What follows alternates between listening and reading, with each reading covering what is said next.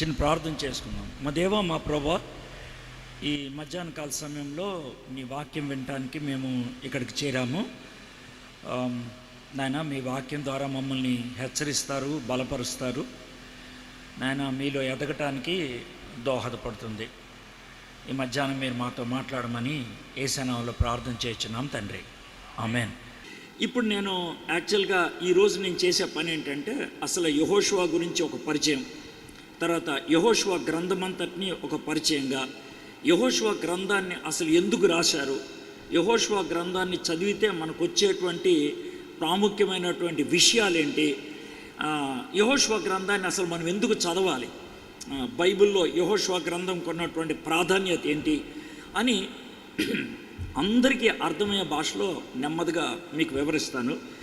మీరు ఎవరైనా రాసుకునే వాళ్ళు ఉన్నట్లయితే కనుక రాసుకోండి, ఎందుకంటే నేను చాలా తారీఖులు చెప్తాను, అంటే ఎప్పుడెప్పుడు ఏం జరిగింది అనేది, చాలా హెడ్లైన్స్ మీకు ఇస్తాను. కాబట్టి మీరు కాగితంలో రాసుకునే వాళ్ళైతే రాసుకోండి, కాస్త నెమ్మదిగా అని చెప్తాను. ఎందుకనంటే నేను ఇచ్చేటువంటి ఈ మ్యాటర్ ఏదైతే ఉన్నదో అది ఒక ప్రసంగం లాగా వినేస్తే సరిపోదు, మళ్ళీ మళ్ళీ రిఫర్ చేసుకోవాల్సినటువంటిదిగా మనకి కనబడతా ఉంటుంది. ఒక చిన్న పరిచయ పలుకులాగా మీకు ముందు చెప్పి ఆ తర్వాత చెప్తాను. ఎందుకంటే ఈ పరిచయ పలుకుల్లోనే యెహోషువ గ్రంథం యొక్క పరిచయం నాకు ఎలా ఉపయోగపడుతుంది, యెహోషువ గ్రంథం యొక్క పరిచయం ద్వారా నేను నేర్చుకోగలిగేటువంటి పాఠాలు ఏంటి అనేది ఈ పరిచయం నుంచే మనం తెలుసుకోగలుగుతాం. ఓకే, కొన్ని విషయాలు నేను ఇదివరకు చెప్పి ఉండొచ్చు, అంటే ఒక సందర్భంలో వేరే సందర్భంలో, అవన్నీ ఒక ధోరణిలో ఒక పద్ధతిలో మీ ముందు పెట్టడానికి నేను ప్రయత్నం చేస్తాను.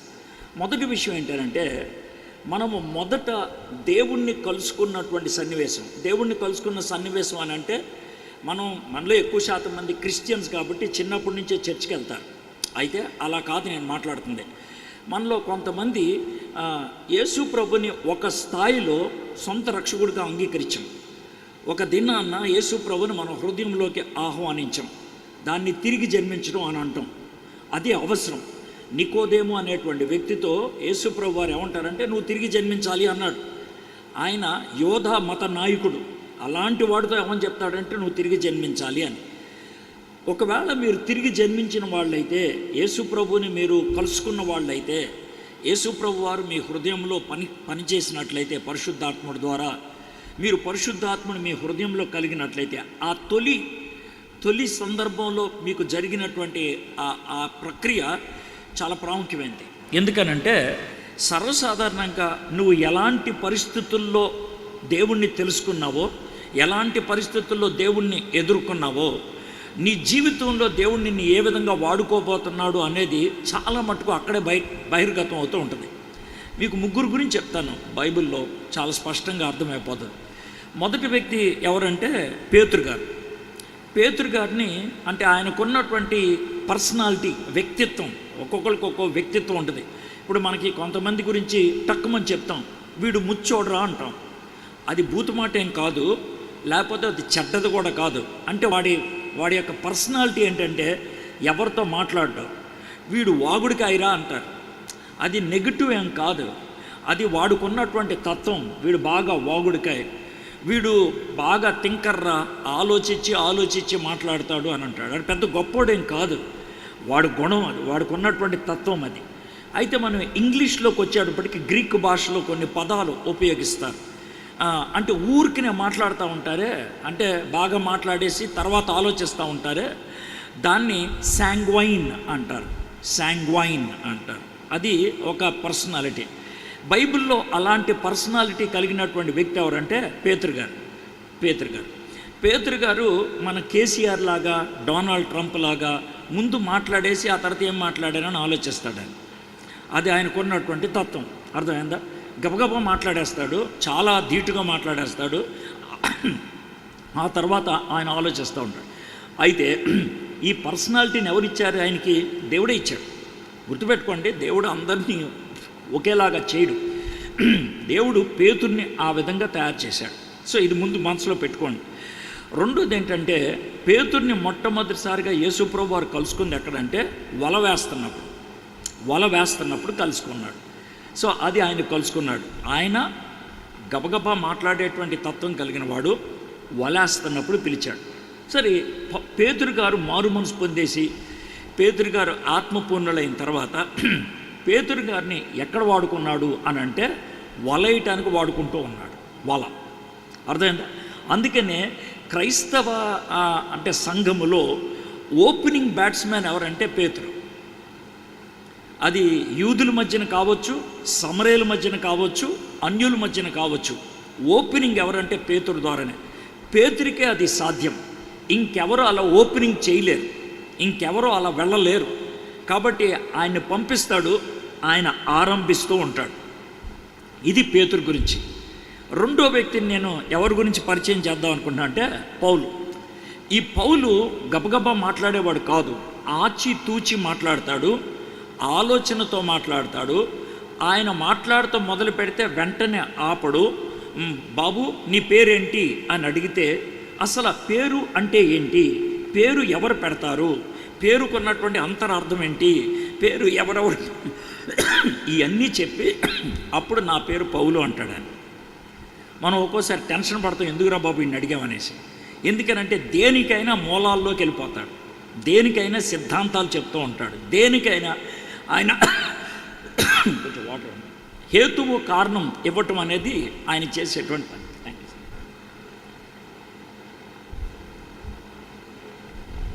పేతురు గారు, సరే, పేతురు గారు అలాంటి ఆలోచన కలిగినటువంటి వాడు కాబట్టి ఆయన ఊరిన ఖాళీగా ఉండడు. ఆయన ఏం చేసినా కూడా ఖచ్చితంగా చేస్తూ ఉంటాడు. యేసు ప్రభుని సొంత రక్షకుడిగా అంగీకరించకముందు ఆయన ఖచ్చితమైనటువంటి యూదుడు. యోధామతం గురించి అడిగితే కనుక దుమ్ము దులిపేటట్లు మాట్లాడేవాడు. అది పౌలుకున్నటువంటి గుణం. అలాంటి పౌలుని యేసుప్రభు వారు ఎప్పుడు కలుసుకున్నారు?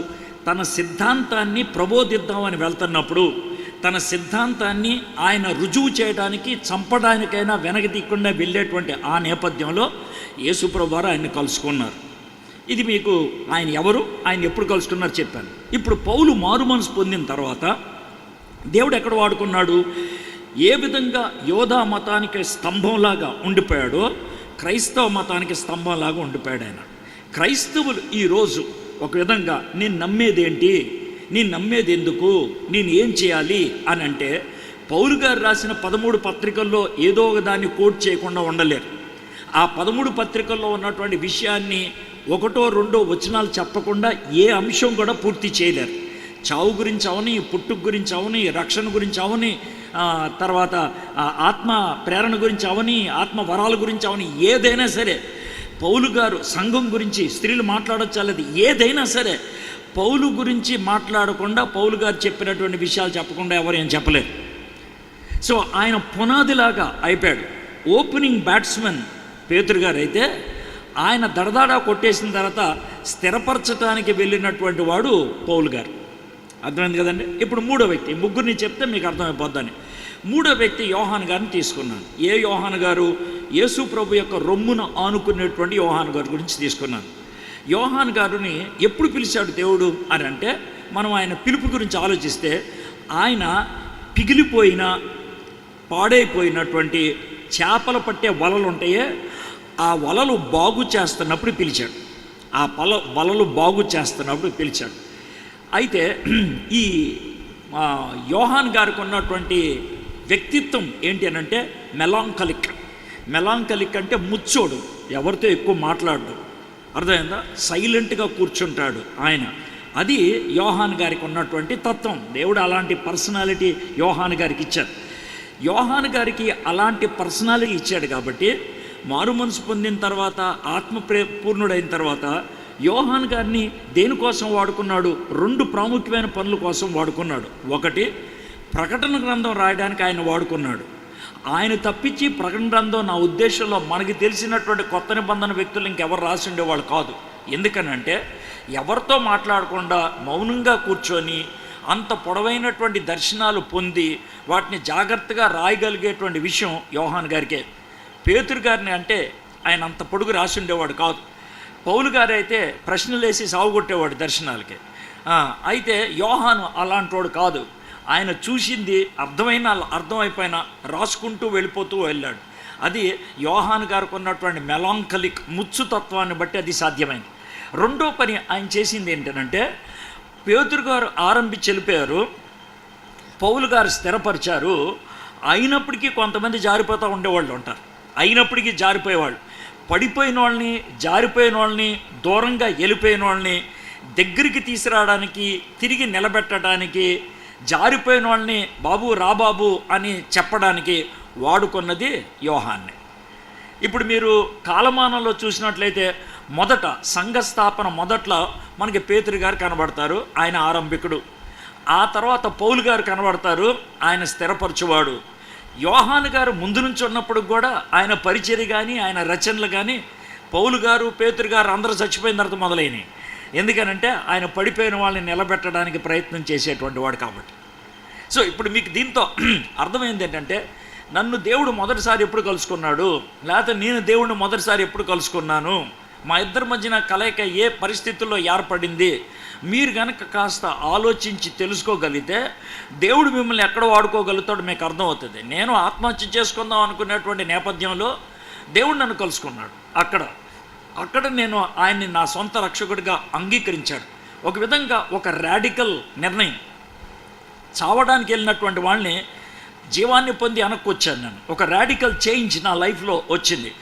కాబట్టి నా యొక్క ఆలోచనలు రాడికల్గా ఉంటాయి, అంటే విపరీతంగా ఉంటాయి. నా ప్రవర్తన విపరీతంగా ఉంటుంది, నా బోధ విపరీతంగా ఉంటుంది. విపరీతమైనటువంటి ప్రజల మధ్యకి నేను వెళ్ళటానికి ఇష్టపడతాను. కఠినతరమైనటువంటి స్థితిగతుల్లోకి ఉండటానికే నాకు ఇష్టం. ఒక్కడున్నా 10,000 మంది ఉన్నా 10 లక్షల మంది ఉన్నా ఒకే ధోరణిలో మాట్లాడటం నాకు ఇష్టం. ఇది దేవుడు నాకు ఇచ్చినటువంటి వ్యక్తిత్వం. నేను అంత గొప్ప నేను కాలు రెక్కరేసుకోవట్లా. నా అంతటి వాడిని మీరు అవ్వంటారా అని నేను అంటలేదు. మీరు అవ్వలేరు. నేనే దేవుడిని అలా తయారు చేశాడు నన్ను.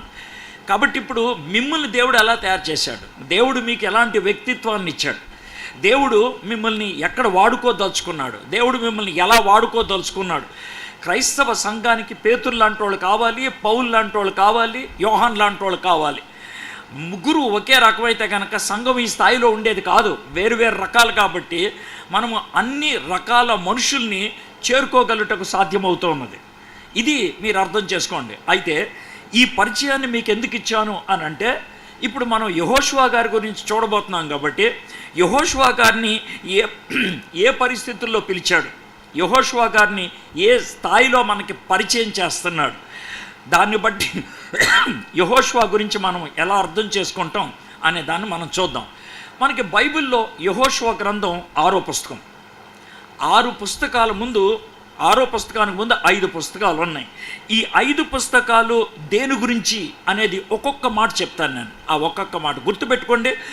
ఆ మాటల ద్వారా ఆ పుస్తకంలో ఉన్నటువంటి సారాంశం మీకు అర్థమవుతుంది. మొదటి పుస్తకం ఆదికాండం. ఆదికాండము ఆరంభాలకు సంబంధించిన బుక్కు. ప్రారంభము గుర్తుపెట్టుకోండి, ప్రారంభము. ఏ ప్రారంభమైనా ఆదికాండంలోనే ఉంటుంది. సృష్టి ప్రారంభము ఆదికాండములోనే, పాపం యొక్క ప్రారంభము ఆదికాండములోనే, దేవుని యొక్క ప్రత్యక్షతకు ప్రారంభము ఆదికాండములోనే, దేవుడు విమోచించేటువంటి ప్రక్రియ ఆదికాండములోనే, యేసు ప్రభు గురించి ఉన్నటువంటి ప్రవచనాల యొక్క ప్రారంభము ఆదికాండంలోనే. కాబట్టి ప్రారంభము అని అన్నప్పుడు కేవలము సృష్టి గురించి మాట్లాడుతున్నా. ప్రపంచంలో ఈరోజు ఏది ఉన్నా దాని ప్రారంభము ఆదికాండంలో కనబడుతుంది. భాషలు దాని ప్రారంభము ఆదికాండములో, జాతులు దాని ప్రారంభము ఆదికాండములో. కాబట్టి ప్రారంభాల గ్రంథము ఆదికాండము. అయితే అన్నిటికీ ప్రారంభాలు ఆదికాండం అయితే రెండో గ్రంథము నిర్గమకాండము. ఆ నిర్గమకాండములో అనేక దేశాల మధ్యలోంచి, అనేక జాతుల మధ్యలోంచి, అనేకమైనటువంటి మనుషుల మధ్యలోంచి దేవుడు ఒక జాతిని, దేవుడు ఒక దేశాన్ని, దేవుడు ఒక వర్గాన్ని ప్రత్యేకించుకున్నాడు. ప్రత్యేకించుకొని బయటికి తీసుకెళ్ళిపోయాడు. అది రెండో గ్రంథం. ప్రారంభం మొదటి గ్రంథం అయితే ప్రత్యేకం రెండో గ్రంథం. ప్రారంభం మొదటి గ్రంథం అయితే ప్రత్యేకం రెండో గ్రంథం. బయటికి తీసుకెళ్ళిపోయినటువంటి ఈ జనాంగాన్ని, ప్రత్యేకించుకున్నటువంటి ఈ జనాంగానికి మూడో గ్రంథం. వాళ్ళు పరిశుద్ధంగా జీవించాలంటే ఏం చేయాలి, ఏం చేయకూడదు, అది లేవికాండం. ప్రారంభాలకి గ్రంథం ఆదికాండం, ప్రత్యేకాలకి గ్రంథం నిర్గమాకాండం, పరిశుద్ధతకు గ్రంథం లేవీకాండం.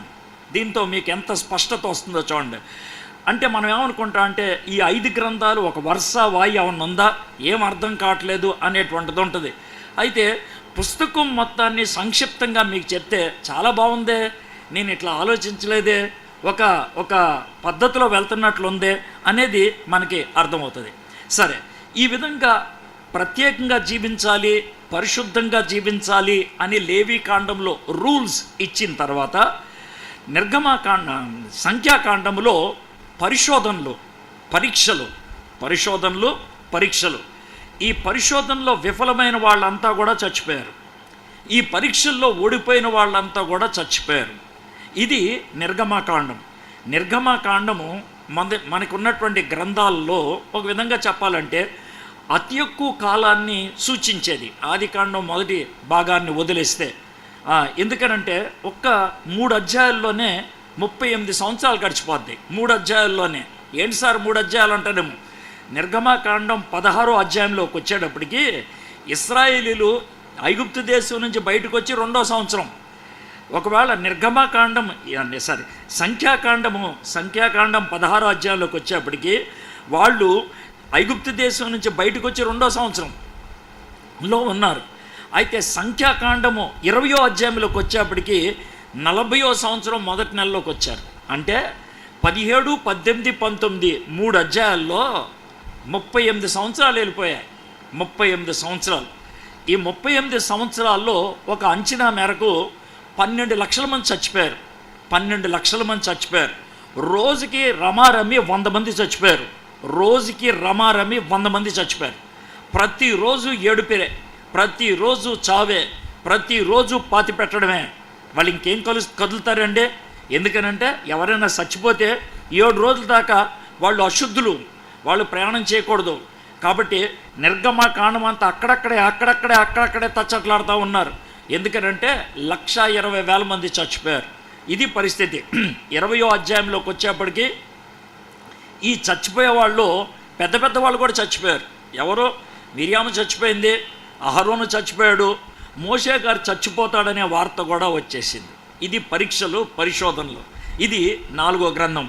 ప్రారంభం, ప్రత్యేకం, పరిశుద్ధం, తర్వాత పరీక్షలు. ఇక 5వ పుస్తకం. ఈ 5వ పుస్తకం దేని గురించి? ప్రమాణం అంటే ఏ విధంగా దేవుడు తీసుకెళ్లే దేశంలోకి వెళ్ళిన తర్వాత జీవించాలి. ప్రమాణం. 2వ ప్రమాణం ఏంటి? దేవుడు ప్రమాణం చేసినటువంటి దేశంలోకి వాళ్ళు వెళ్తారు. ప్రమాణము దేవుడు ఇస్తానన్నటువంటి ఆ దేశము వాళ్ళకి ఇస్తాడు. ఈ విధంగా 2 పదాలు ప్రమాణంలో వాడచ్చు. ఒకటి ప్రామిస్, రెండోది ఏంటంటే నామ్, ఒక పద్ధతి, లా. ఇది 5వ గ్రంథం. బాగా గుర్తుపెట్టుకోవచ్చు కదా. ప్రారంభం, ప్రత్యేకం, పరిశుద్ధం, పరిశోధన లేదా పరీక్ష, ప్రమాణం. చాలా సులభంగా ఉంది కదండి. ఇవి 5 గ్రంథాలు. ఈ 5 గ్రంథాల తర్వాత ఉన్నటువంటి గ్రంథమే మనం యెహోషువ గ్రంథం అని అంటాం. ఈ యెహోషువ గ్రంథం చాలా ప్రాముఖ్యమైనది, చాలా కీలకమైనది. ఎందుకండి అని అంటారేమో. మొదటి 5 గ్రంథాలని తోరా అని అంటూ ఉంటారు. ఇశ్రాయేలీలు ధర్మశాస్త్రం అని పిలిచేది ఈ 5 గ్రంథాలని. ఈ 5 గ్రంథాలు మిగిలిన పుస్తకాలు ఉన్నాయి కదా, మనకు 39 పుస్తకాల్లో మిగిలిన పుస్తకాలు ఉన్నాయి కదా, 33 పుస్తకాలు. అదేంటి సార్ 33కి 5 కలిపితే 38 కదా? కరెక్టే. ఈ 33 పుస్తకాలని ఈ 5 పుస్తకాలతో కలిపే పుస్తకమే యెహోషువ గ్రంథం. ఈ 5 పుస్తకాలని మిగిలిన 33 పుస్తకాలతో కలిపేదే యెహోషువ గ్రంథం. కాబట్టి యెహోషువ గ్రంథం ఎలాంటిదంటే మోషే గారు రాసినటువంటి 5 పుస్తకాలు తలకాయ అయితే మిగిలిన 33 పుస్తకాలు బాడీ అయితే ఈ యెహోషువ గ్రంథం మెడకాయ లాంటిదన్నమాట. కనెక్షన్ ఇచ్చేది అదే. మెడకాయ ఎటు తిప్పితే అటు తిరుగుద్ది. బాడీ అంతటిని కంట్రోల్ చేసేది మెడకాయ నుంచి. కాబట్టి అంత ప్రాముఖ్యమైనటువంటి గ్రంథం ఈ యెహోషువ గ్రంథం. సరే, యెహోషువ గ్రంథాన్ని మనము అర్థం చేసుకోవడానికి మనము నిర్గమాకాండం నుంచి ద్వితీయోపదేశకాండం దాకా ఒక స్టోరీ లాగా చెప్పుకుంటూ వెళ్ళిపోతాను. స్టోరీ అంటే నేను జరగనటువంటి కథ చెప్పట్లేదు, జరిగినటువంటి దాన్ని కథలాగా చెప్తున్నాను. కొంతమంది నన్ను తప్పు పడుతూ, ఏమండి ఇది చరిత్ర కథ అంటున్నారు ఏంటండి అంటారు. మీరు గుర్తుపెట్టుకోండి, చరిత్ర అయినా కథలాగే చెప్తారు. చరిత్రను ఇంగ్లీష్లో హిస్టరీ అంటారు. హిస్టరీ అంటే అర్థం ఏంటి? హిజ్ స్టోరీ, ఆయన కథ. అది ఆయన కథ అండి. ఇప్పుడు నా జీవితం గురించి మీకు చెప్పాను అనుకోండి, నా జీవితపు కథ మీకు చెప్తున్నా. కాబట్టి కథ అన్నదాన్ని కల్పించింది అని అనుకోవద్దు. అర్థమైంది? చెట్టు కింద కూర్చొని రాసింది అని అనుకోవద్దు. జరిగిన దాన్ని ఒక కథలాగా మీకు చెప్తున్నాను అనేది. మనము యెహోషువ గ్రంథాన్ని అర్థం చేసుకోవాలన్నా, మనము ఒక పద్ధతిలో బైబిల్ని అర్థం చేసుకోవాలన్నా కీలకమైనటువంటి కొన్ని దినాలు ఉంటాయి. ఆ దినాల దగ్గర మొదలైతే బాగుంటుంది. 1446 క్రీస్తు పూర్వం, 1446 క్రీస్తు పూర్వం. ఇప్పుడు 2026లో ఉన్నాను. 2026కి 1446 కలిపితే కనుక 2482 సంవత్సరాల క్రితం జరిగినటువంటి విషయం, 72 సంవత్సరాల క్రితం జరిగిన విషయం. 3000 అంతే కదా, 3472 సంవత్సరాలు. Thank you. 3472 సంవత్సరాల క్రితం జరిగినటువంటి విషయం. అర్థమైందా? ఇది మీకు బైబిల్లో ఎక్కడ కనబడుతుందంటే నిర్గమకాండం 12వ అధ్యాయంలో కనబడుతుంది. నిర్గమకాండం 12వ అధ్యాయం ఇశ్రాయేలు చరిత్రలో ఆగస్టు 15 లాంటిది. అది చాలా ప్రాముఖ్యమైనది. ఆగస్టు 15 కూడా కాదు, ఆగస్టు 14 అనాలి. ఎందుకంటే ఆగస్టు 14 రాత్రి మనకి స్వాతంత్రం వచ్చింది. మనం 15వ తారీఖున సెలబ్రేట్ చేసుకుంటున్నాం. వాళ్ళకు కూడా అదే పరిస్థితి. వాళ్ళకు కూడా 14వ తారీఖు వచ్చింది. ఏ 14వ తారీఖు వచ్చింది? యూదుల క్యాలెండర్, హిబ్రీ క్యాలెండర్లో నీసాను మాసంలో 14వ తారీఖున వచ్చింది. నీసాను మాసం అనేది మనకి ఇంగ్లీష్ క్యాలెండర్లో మార్చ్ ఏప్రిల్ మాసాల్లో వస్తుంది. ఆ మార్చ్ ఏప్రిల్ మాసాల్లో వచ్చేటువంటి నెల నీసాను మాసం. నీసాను మాసంలోనే యేసుప్రభుని సిలువేశారు. యేసుప్రభుని సిలువేసింది నీసాను మాసం 14వ రోజునే. వాళ్ళకి పస్కా పండుగ జరిగిందే అదే సందర్భంలో యేసుప్రభు వారిని సిలువేయటం జరిగింది. పస్కా పండుగకి ఏం జరిగిందో యేసుప్రభుకు కూడా జరిగింది అదే. పస్కా పండుగలో వాళ్ళు చేయాల్సిన పని ఏంటంటే 10వ రోజున గొర్రె పిల్లని తెచ్చుకొచ్చి ఇంట్లో పెట్టాలి. 14వ రోజున సూర్యుని అస్తమించక ముందు దాన్ని వధించాలి. అయితే చీకటి పడకముందు దాన్ని రక్తాన్ని గుమ్మాలకు పుయ్యాలి. ఇంట్లోంచి బయటికి వెళ్లకుండా ఇంట్లోనే కూర్చొని ఆ యొక్క గొర్రె మొత్తాన్ని తినిపడేసేయాలి. ఇది వాళ్ళు చేయాల్సినటువంటి పని. అర్థమైందా? అదేవిధంగా యేసుప్రభుకు కూడా జరిగింది. నీసాను మాసం 10వ రోజున యేసుప్రభు వారు యెరూషలేములో ప్రవేశించారు. దాన్నే మనం మట్ల ఆదివారం అని అంటాం. లాజర్ గారు చనిపోయి తిరిగి లేచినటువంటి ఆ విందు అయిన తర్వాత ఆయన బేతనీ నుంచి యెరూషలేంకి వెళ్ళాడు. అప్పుడు రోడ్డు మీద చీరలపరిచి ఆ తర్వాత మట్ల పట్టుకొని హోసన్నా హోసన్నా అంటూ గాడిద పిల్ల మీద వచ్చేవాడి గురించి జకరియా గ్రంథంలో ఉన్నటువంటి ప్రవచనాన్ని జ్ఞాపకం చేసుకుంటూ వాళ్ళు ఆయన్ని ఆహ్వానించారు. ఇది 10వ రోజు జరిగింది. 4 రోజుల తర్వాత, అంటే మన భాషలో చెప్పాలంటే గురువారం సాయంత్రం ఆయన పట్టుకున్నారు. శుక్రవారం సూర్య అస్తమానికి ముందు ఆయన్ని సిలువేశారు. ఇక్కడ గొర్రెపిల్ల వధించి దాని రక్తాన్ని గుమ్మానికి పోయటం బట్టి ఆ ఇంట్లోకి మరణదూత రాలేదు. యేసుప్రభు వారు చనిపోయి ఆయన రక్తాన్ని కార్చారే, ఆ రక్తాన్ని ఎవరైతే తమ హృదయం మీద రాసుకుంటారో, తమ యొక్క నుదుటి మీద రాసుకుంటారు, అంటే నా ఉద్దేశం బొట్టు పెట్టుకోమని చెప్పట్లేదు, విశ్వాసంతో యేసుప్రభు వారి యొక్క రక్తం నన్ను పవిత్రునిగా చేసింది, నన్ను పాపము నుంచి రక్షణ బయటికి తీసుకొచ్చింది అంటారో, ఏ విధంగా వాళ్ళ జీవితంలో ఐగుప్తులో నుంచి బయటికి తీసుకురావడానికి దోహదపడిందో మన ఐగుప్తు అయినటువంటి పాపంలోంచి బయటికి తీసుకురావడానికి దోహదపడింది. అది 1446 సంవత్సరం క్రీస్తు పూర్వం నీసాను మాసం 14వ తారీఖున జరిగింది. కరెక్ట్గా 3 రోజుల తర్వాత వాళ్ళు పీహాహీరోతు అనే ప్రాంతానికి వచ్చారు. అక్కడ ఎర్ర సముద్రం పాయలైతే ఆ ఎర్ర సముద్రం దాటి అవతలికి వెళ్ళారు. అమ్మాయ ఇక ఫరో చచ్చిపోయాడురా, మాకు ఇంకా భయం లేదు అని అన్నారు. అయితే మన విషయంలో కూడా జరిగింది అదే. యేసుప్రభు వారు మంచి శుక్రవారం చనిపోతే 3వ రోజు అయినటువంటి ఆదివారం యేసుప్రభు వారు తిరిగి లేచారు. అమ్మాయ ఇక మరణం అంటే మనకు భయం లేదు, ఎందుకంటే మరణాన్ని మింగేశాడు. ఎర్ర సముద్రం ఫరోని మింగేసింది, యేసయ్య చనిపోయి మరణాన్ని మింగేశాడు. అది 3వ రోజు జరిగింది. ఇక్కడ కూడా 3వ రోజు జరిగింది. బయటకు వచ్చారు. బయటకు వచ్చిన తర్వాత ఆరాధించారు, స్తుతించారు. కొన్ని రోజుల్లోనే నీళ్లు చేదుగా ఉన్నాయని మారా దగ్గర కొనగడం మొదలుపెట్టారు. మారాని మధురంగా చేశాడు. ఇది నిర్గమాకాండం 15వ అధ్యాయం. నిర్గమాకాండం 16వ అధ్యాయం ఎలీం అనే ప్రాంతానికి వచ్చారు. అక్కడ దగ్గర దగ్గర 4-5 వారాలు ఉండిపోయారు. తెచ్చుకున్న భోజనం అంతా అయిపోయింది. గొడవ పెడతాం మొదలు పెడితే దేవుడు ఆకాశం నుంచి ఆహారాన్ని పంపించడం మొదలుపెట్టాడు. పంపిస్తాను అని చెప్పాడు. పొద్దున్నే వీళ్ళు డేక్షాలు తీసుకొని ఆహారాన్ని గిన్నెల్లో వేసుకుంటున్నప్పుడు అమ్మలక్కలందరూ అడుగుతారు కదా, ఇదేంటే అని.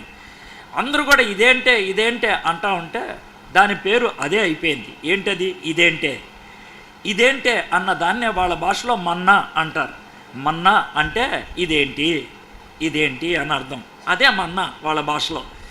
ఆ విధంగా దేవుడు మన్నాను కురిపించి ఆ తర్వాత మేఘం ద్వారా వాళ్ళని నడిపించడం మొదలుపెట్టాడు. మేఘం ఒక విధంగా మనకి GPS లాంటిది అనమాట.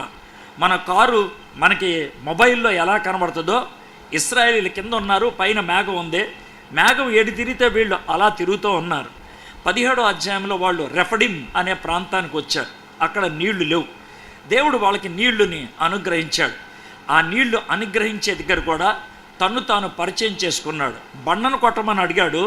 ఆ బండ క్రీస్తే అని పౌలు 1 కొరింథీ 10వ అధ్యాయం 4వ వచనంలో రాశాడు. నీళ్లు బండలోంచి వచ్చాయి. నేను ఇచ్చే నీళ్లు తాగితే వాడి గుండెలోంచి వాడి కడుపులోంచి జీవలజ్జాల నదులు పారతాయి అని అన్నాడు. యోహాను రాసిన సువార్త 7వ అధ్యాయం 37, 38, 39 వచనాల్లో ఆ నీరు పరిశుద్ధాత్ముడికి సాదృశ్యం. ఆ బండ దగ్గర తండ్రి నిలబడ్డాడు. త్రిత్వదేవుడు అక్కడ ఉండటం అనేది మనం రెఫడిమ్లో చూస్తాం. ఆ తర్వాత మన హీరో పరిచయం అక్కడే అవుతుంది. మన హీరో గారు ఎవరు? మన హీరో గారు యెహోషువ గారు మొట్టమొదటిగా మనకి బైబిల్లో కనబడేది నిర్గమాకాండం 17వ అధ్యాయం 8వ వచనంలో కనబడతా ఉంటాడు. అమాలేకీయులు యుద్ధానికి వచ్చారు. యుద్ధానికి వస్తే మోషే గారు యెహోషువని పిలిచి, అప్పటికి ఆయన పేరు యెహోషువ కాదు, అర్థమైందా? కానీ తన పేరు మార్చిన తర్వాత ఎప్పుడు రాస్తున్నాడు కాబట్టి యెహోషువ అని పెట్టాడు. కానీ ప్రస్తుతానికి మాత్రం అలాగే పిలుస్తాను, యెహోషువ అనేది. అసలు పేరేంటనేది ఆ సందర్భం వచ్చినప్పుడు చెప్తాను. అయితే అతను ఒరిజినల్ పేరైతే మాత్రం యెహోషువ కాదు. యెహోషువని ఎందుకు పిలిచాడు అని అంటానికి కూడా తర్వాత మీకు కారణం చెప్తాను. అయితే యెహోషువని మనకు పరిచయం చేసేటువంటి సన్నిధి లేకపోతే సందర్భం చాలా గొప్పది. ఎలా అంటే మోషే గారు వచ్చి, యెహోషువ మన దగ్గర ఉన్న వాళ్ళల్లో బెస్ట్ మనుషుల్ని కొంతమందిని తీసుకొని అమాలేకీయుల దగ్గరికి యుద్ధానికి వెళ్ళు అని అన్నాడు. అని అంటే బహుశా యెహోషువ అప్పుడు తన వయసు 40 ఏళ్ళు ఉండొచ్చు. ఎందుకంటే ఆయన 1385 క్రీస్తు పూర్వం ఆ ప్రాంతంలో పుట్టాడు. ఆయన అది 1395 ఆ ప్రాంతంలో, ఆయన 1385 ఆ టైంలో ఆయన పుట్టాడు. కాబట్టి ఆయన వయసు 40 years ఉండొచ్చు. కరెక్ట్ డేట్ చూడండి, I missing. He was Born problem in 1485. 13 కాదు, 1485. సారీ, రివర్స్ చెప్పాలి కదా. 1485లో పుట్టాడు. ఇది జరుగుతుంది 1446, రఫ్లీ 40 ఏళ్ళు ఆయనకి. 1485లో పుట్టాడు ఆయన. 1446లో ఇది జరుగుతుంది. ఎగ్జాక్ట్లీ 40 ఏళ్ళు ఆయనకి రఫ్లీ ఉన్నట్టు. అయితే 40 ఏళ్ళ యవ్వనస్తుడిని ఇలా అడిగినప్పుడు అప్పటికి మోషే వయసు అంతా 81 ఏళ్ళు. మోషేకి 81 ఏళ్ళు, మనోడికి 40 ఏళ్ళు. అంటే మోషేలో కరెక్ట్గా హాఫ్ వయసు అనమాట. మీకు ఆల్మోస్ట్ వ్యక్తులు ఎలా ఉంటారో మీరు ఊహించుకోవచ్చు. మోషే గారు 80 ఏళ్ళ ముసలోడు, తర్వాత యెహోషువ ఏమో 40 ఏళ్ళ కుర్రోడు. కుర్రోని పిలిచి, ఇలాగే మాట్లాడినట్టు, యెహోషువ వెళ్ళు, యుద్ధానికి వెళ్ళు, మనల్ని తీసుకొని వెళ్ళు అని అంటే మనోడు తచ్చట్లాడుతూ ఉండుంటాడు. ఏంటి తచ్చట్లాడుతున్నావు? వెళ్ళమన్నాను కదా యుద్ధానికి. కాదన్నా. ఏంట్రా చెప్పు. అది కాదన్నా, మనం యుద్ధం చేయాల్సిన అవసరం ఉందంటావా? అదేంట్రా అలా అంటావు? దేవుడు చెప్పాడు యుద్ధానికి వెళ్ళమని. అదే నాకు అర్థం కావట్లేదన్నా. దేవుడు యుద్ధానికి ఎందుకు వెళ్ళమంటున్నాడు నాకు అర్థం కావట్లేదు. ఎందుకురా, నీకెందుకురా డౌట్ వచ్చింది? ఏం లేదన్నా, ఇప్పుడు మనకి ఫరో వచ్చేస్తున్నాడు కదా. ఫరో వచ్చేస్తున్నప్పుడు పీహా హీరో దగ్గర ఉన్నప్పుడు టెన్షన్ పడ్డాం కదా మనం. ఎందుకంటే ఎదురుగా ఎర్ర సముద్రం ఉంది కదా, వెనక నుంచి మనోడు సైనికులు నేసుకొచ్చేస్తున్నాడు కదా. అప్పుడు నువ్వు ప్రార్థన చేసే ముందు దేవుడు మీకు ఏం చెప్పాడన్నా? నువ్వు మాకు చెప్పావు కదా. ఏం చెప్పావు? నువ్వు ఊరకుండడి రక్షణ కార్యం చూడండి అని అన్నావు కదా. మరి ఇప్పుడు ఊరుకుంటే కనుక అవుద్దన్నా, మనం ఎందుకు యుద్ధానికి వెళ్ళటం? ఇది యెహోషువకు ఉన్నటువంటి ఆర్గ్యుమెంట్ అయ్యి ఉండొచ్చు. అలాంటి ప్రశ్నలు వేస్తూ ఉండంటాడు. కాదురా, యుద్ధాలు 2 రకాలు ఉంటాయి. అవునా? ఒకటి బయట నుంచి వచ్చే యుద్ధం, రెండోది లాన్ నుంచి వచ్చే యుద్ధం. బయట నుంచి వచ్చే యుద్ధాన్ని దేవుడు చేస్తాడురా, లాన్ నుంచి వచ్చే యుద్ధాన్ని మనం చేయాలి. అన్న, నువ్వేమనుకోనంటే చిన్న మాట, ఈ రెండేళ్ళు తేడా ఏంటన్నా అంటే బయట నుంచి వచ్చేటువంటి యుద్ధం మన ప్రమేయం లేదు, ఎవరో చేసేది. లోన్ నుంచి వచ్చేటువంటి యుద్ధం మనమే సృష్టించుకున్నది. అన్న నాకు అర్థం కావట్లేదన్నా, చెప్తాను రా. నేను పొద్దున్నే నన్ను లేపమంటే యోషువ లే అని అన్నాను, అర్థమైందా? లేపడం నా పని, నేను లేపలేదనుకో నన్ను తిడతావు. ఇది బయట నుంచి వచ్చేది. లోన్ నుంచి వచ్చేది ఏం తెలుసా, నేను లేపిన తర్వాత నువ్వు లేవాలిగా. నేను ఇంకో పావుగంట పడుకుంటా, ఇంకో అరగంట పడుకుంటా అంటే దానికి ఎవరు కారణం? నువ్వే. అలారం మోగిందా లేదా అని నేను చూస్తా, మోగిన తర్వాత లేచిందా లేదా అనేది నువ్వు చూడాలి. లెగవాలా లేదా అనేది నీలో ఉండే యుద్ధం, లేపాలా లేదా అనేది అలారం చేసే పని, అర్థమైందండి? అయితే బయట నుంచి వచ్చే యుద్ధాన్ని దేవుడు చేస్తాడు, లోన్ నుంచి వచ్చేటువంటి యుద్ధాన్ని మనం చేయాలి. అలారం మోగేటట్లు దేవుడు చేస్తాడు, మోగిన తర్వాత లేవాల్సిన బాధ్యత నీది. నువ్వు నన్ను లేపి కూర్చోబెట్టు ప్రభా అని అంటే ఆయన ఏం చేయడు. ప్రభా నా మొహం మీద నీళ్లు కొట్టు ప్రభా అంటే ఆయన ఏం చేయడు. ఆయన అర్థమైందా? ఆ పని ఏం చేయడు, లెగు అంటాడు, లెగవాల్సింది నువ్వే, అర్థమైందా? అదేవిధంగా శోధనలు లోన్ నుంచి వస్తే నువ్వు పోరాడాలి, అర్థమైందా? సో ఇది మనం చేయాల్సిన పనులు అని చెప్తే మనోడు అర్థం చేసుకున్నాడు, యుద్ధానికి వెళ్ళాడు, ఆయన గెలిచాడు.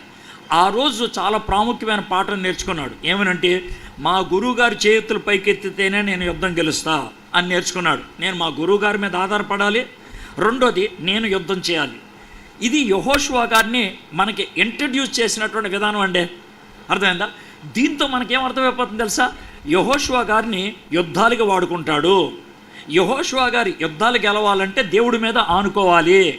యెహోషువ గారి దేవుడి చిత్తాన్ని చేయాలంటే ఆయన యుద్ధాలు చేస్తూ ఉండాలి. ఈ 3 పాయింట్స్ ఆ ఇంట్రడక్షన్లో వచ్చేసినాయి మనకి. దేవుని మీద ఆనుకోవాలి, యుద్ధాలు చేయాలి, దేవుని మీద ఆనుకొని యుద్ధాలు చేసి దేవుని యొక్క చిత్తాన్ని నెరవేర్చాలి. ఈ 3 పాయింట్లు మనకి తెలిసిపోతూ ఉంటుంది. ఇది యెహోషువ గారి గురించి మనకున్నటువంటి తొలి పరిచయం. అయితే ఇప్పుడు వీళ్ళు ప్రయాణం చేస్తూ ఉన్నారు కదా, ప్రయాణం చేస్తున్న తర్వాత అసలు యెహోషువ అనేటువంటి పేరు ఎలా వచ్చింది ఏంటి అన్నదానికి 1-2 వచనాలు మీకు చూపిస్తాను. సంఖ్యాకాండం 13వ అధ్యాయం 8వ వచనం. ఎఫ్రాయిము గోత్రమునకు నూను కుమారుడైన హోషియా, అక్కడ యెహోషువ అని లేదు, పేరు హోషియా అని అంటే ఆయన పేరు ఒరిజినల్గా హోషియా, ఆయన పేరు ఒరిజినల్గా హోషియా. ఇప్పుడు సంఖ్యాకాండం 13వ అధ్యాయం 16వ వచనం చూడండి. దేశమును సంచరించి చూచుటకు మోషే పంపిన మనుషుల పేర్లు ఇవి. మోషే నూను కుమారుడైన హోషియాకు యెహోషువ అని పేరు పెట్టెను. మీకు ఇప్పుడు అర్థమవుతుంది కదండి. అంటే హోషియా అనే పేరు కలిగినటువంటి ఒక అబ్బాయికి మోషే గారు యెహోషువ అని పేరు పెట్టాడు. అంటే ఏం చేశాడు అలాగా అని అంటే బహుశా ఇది జరుగుండి ఉంటుంది, ఎందుకంటే తర్వాత మనకు అర్థమవుతుంది ఏంటనంటే దేవుడు మోషే గారితో ఏమన్నాడంటే, ఏది ప్రయాణం మొదలవుతున్నటువంటి దినాల్లోనే, ఇది 40 ఏళ్ళ ప్రయాణం ఉంటుందే, ఆ ప్రయాణము తొలి దినాల్లోనే దేవుడు ఏం చేశాడంటే మోషేని పిలిచి, మోషే ఇప్పుడు ప్రయాణం మొదలవుతుంది కదా, నువ్వు నాయకుడు కదా, ఎల్లకాలం నువ్వు ఉండిపోవు కదా, ఏదో దినాన్ని దీన్ని వదిలిపెట్టేసి నా దగ్గర రావాలి కదా, కాబట్టి నీ తదనంతరం ఎవరు దీన్ని నడిపించాలి, నీ తదనంతరం దీన్ని ఎవరు ముందుకు తీసుకెళ్ళాలి, ఇది నీకు చెప్తాను. నువ్వేం చేస్తావంటే నూను కుమారుడైనటువంటి ఎఫ్రాయిము గోత్రానికి చెందినటువంటి హోషియా ఉన్నాడు కదా, వాణ్ణి నీ తదనంతరం నువ్వు సెటప్ చేసుకో, నీ శిష్యుడిగా అతన్ని ఏర్పరచుకో అని అడిగితే అతన్ని దగ్గరికి తీసుకొని, వీడు నావాడు, హోషియా అని పేరు ఎవరు పెట్టారు, వాళ్ళ అమ్మా నాన్నలు పెట్టారు, వీడు నావాడు అని అంటే నేను పేరు పెట్టాలి కదా, వాడికి పేరు పెడితేనే కదా నావాడు అవుతాడు, కాబట్టి డిక్లేర్ చేయాలి వీడు నావాడు అని, కాబట్టి వీడికి నేను పేరు పెడతా అనేసి ఆయన, అంటే రకరకాల పద్ధతులు ఉన్నాయి. ఇప్పుడు సీమోనికి పేతురు అని యేసు పేరు పెట్టినట్లు, లేదా అబ్రాహాంకి అబ్రహాము అని దేవుడు పేరు పెట్టినట్లు, ఈయన ఏం చేశాడంటే హోషియాకి యెహో అన్న దాన్ని జోడించాడు. యెహో అనేది పెద్ద పేరైనటువంటి యెహోవాకి చిన్న పేరు అన్నమాట. కాబట్టి యెహోషువ అంటే అర్థం ఏంటంటే యెహోవాయే హోషియా, యెహోవాయే హోషియా.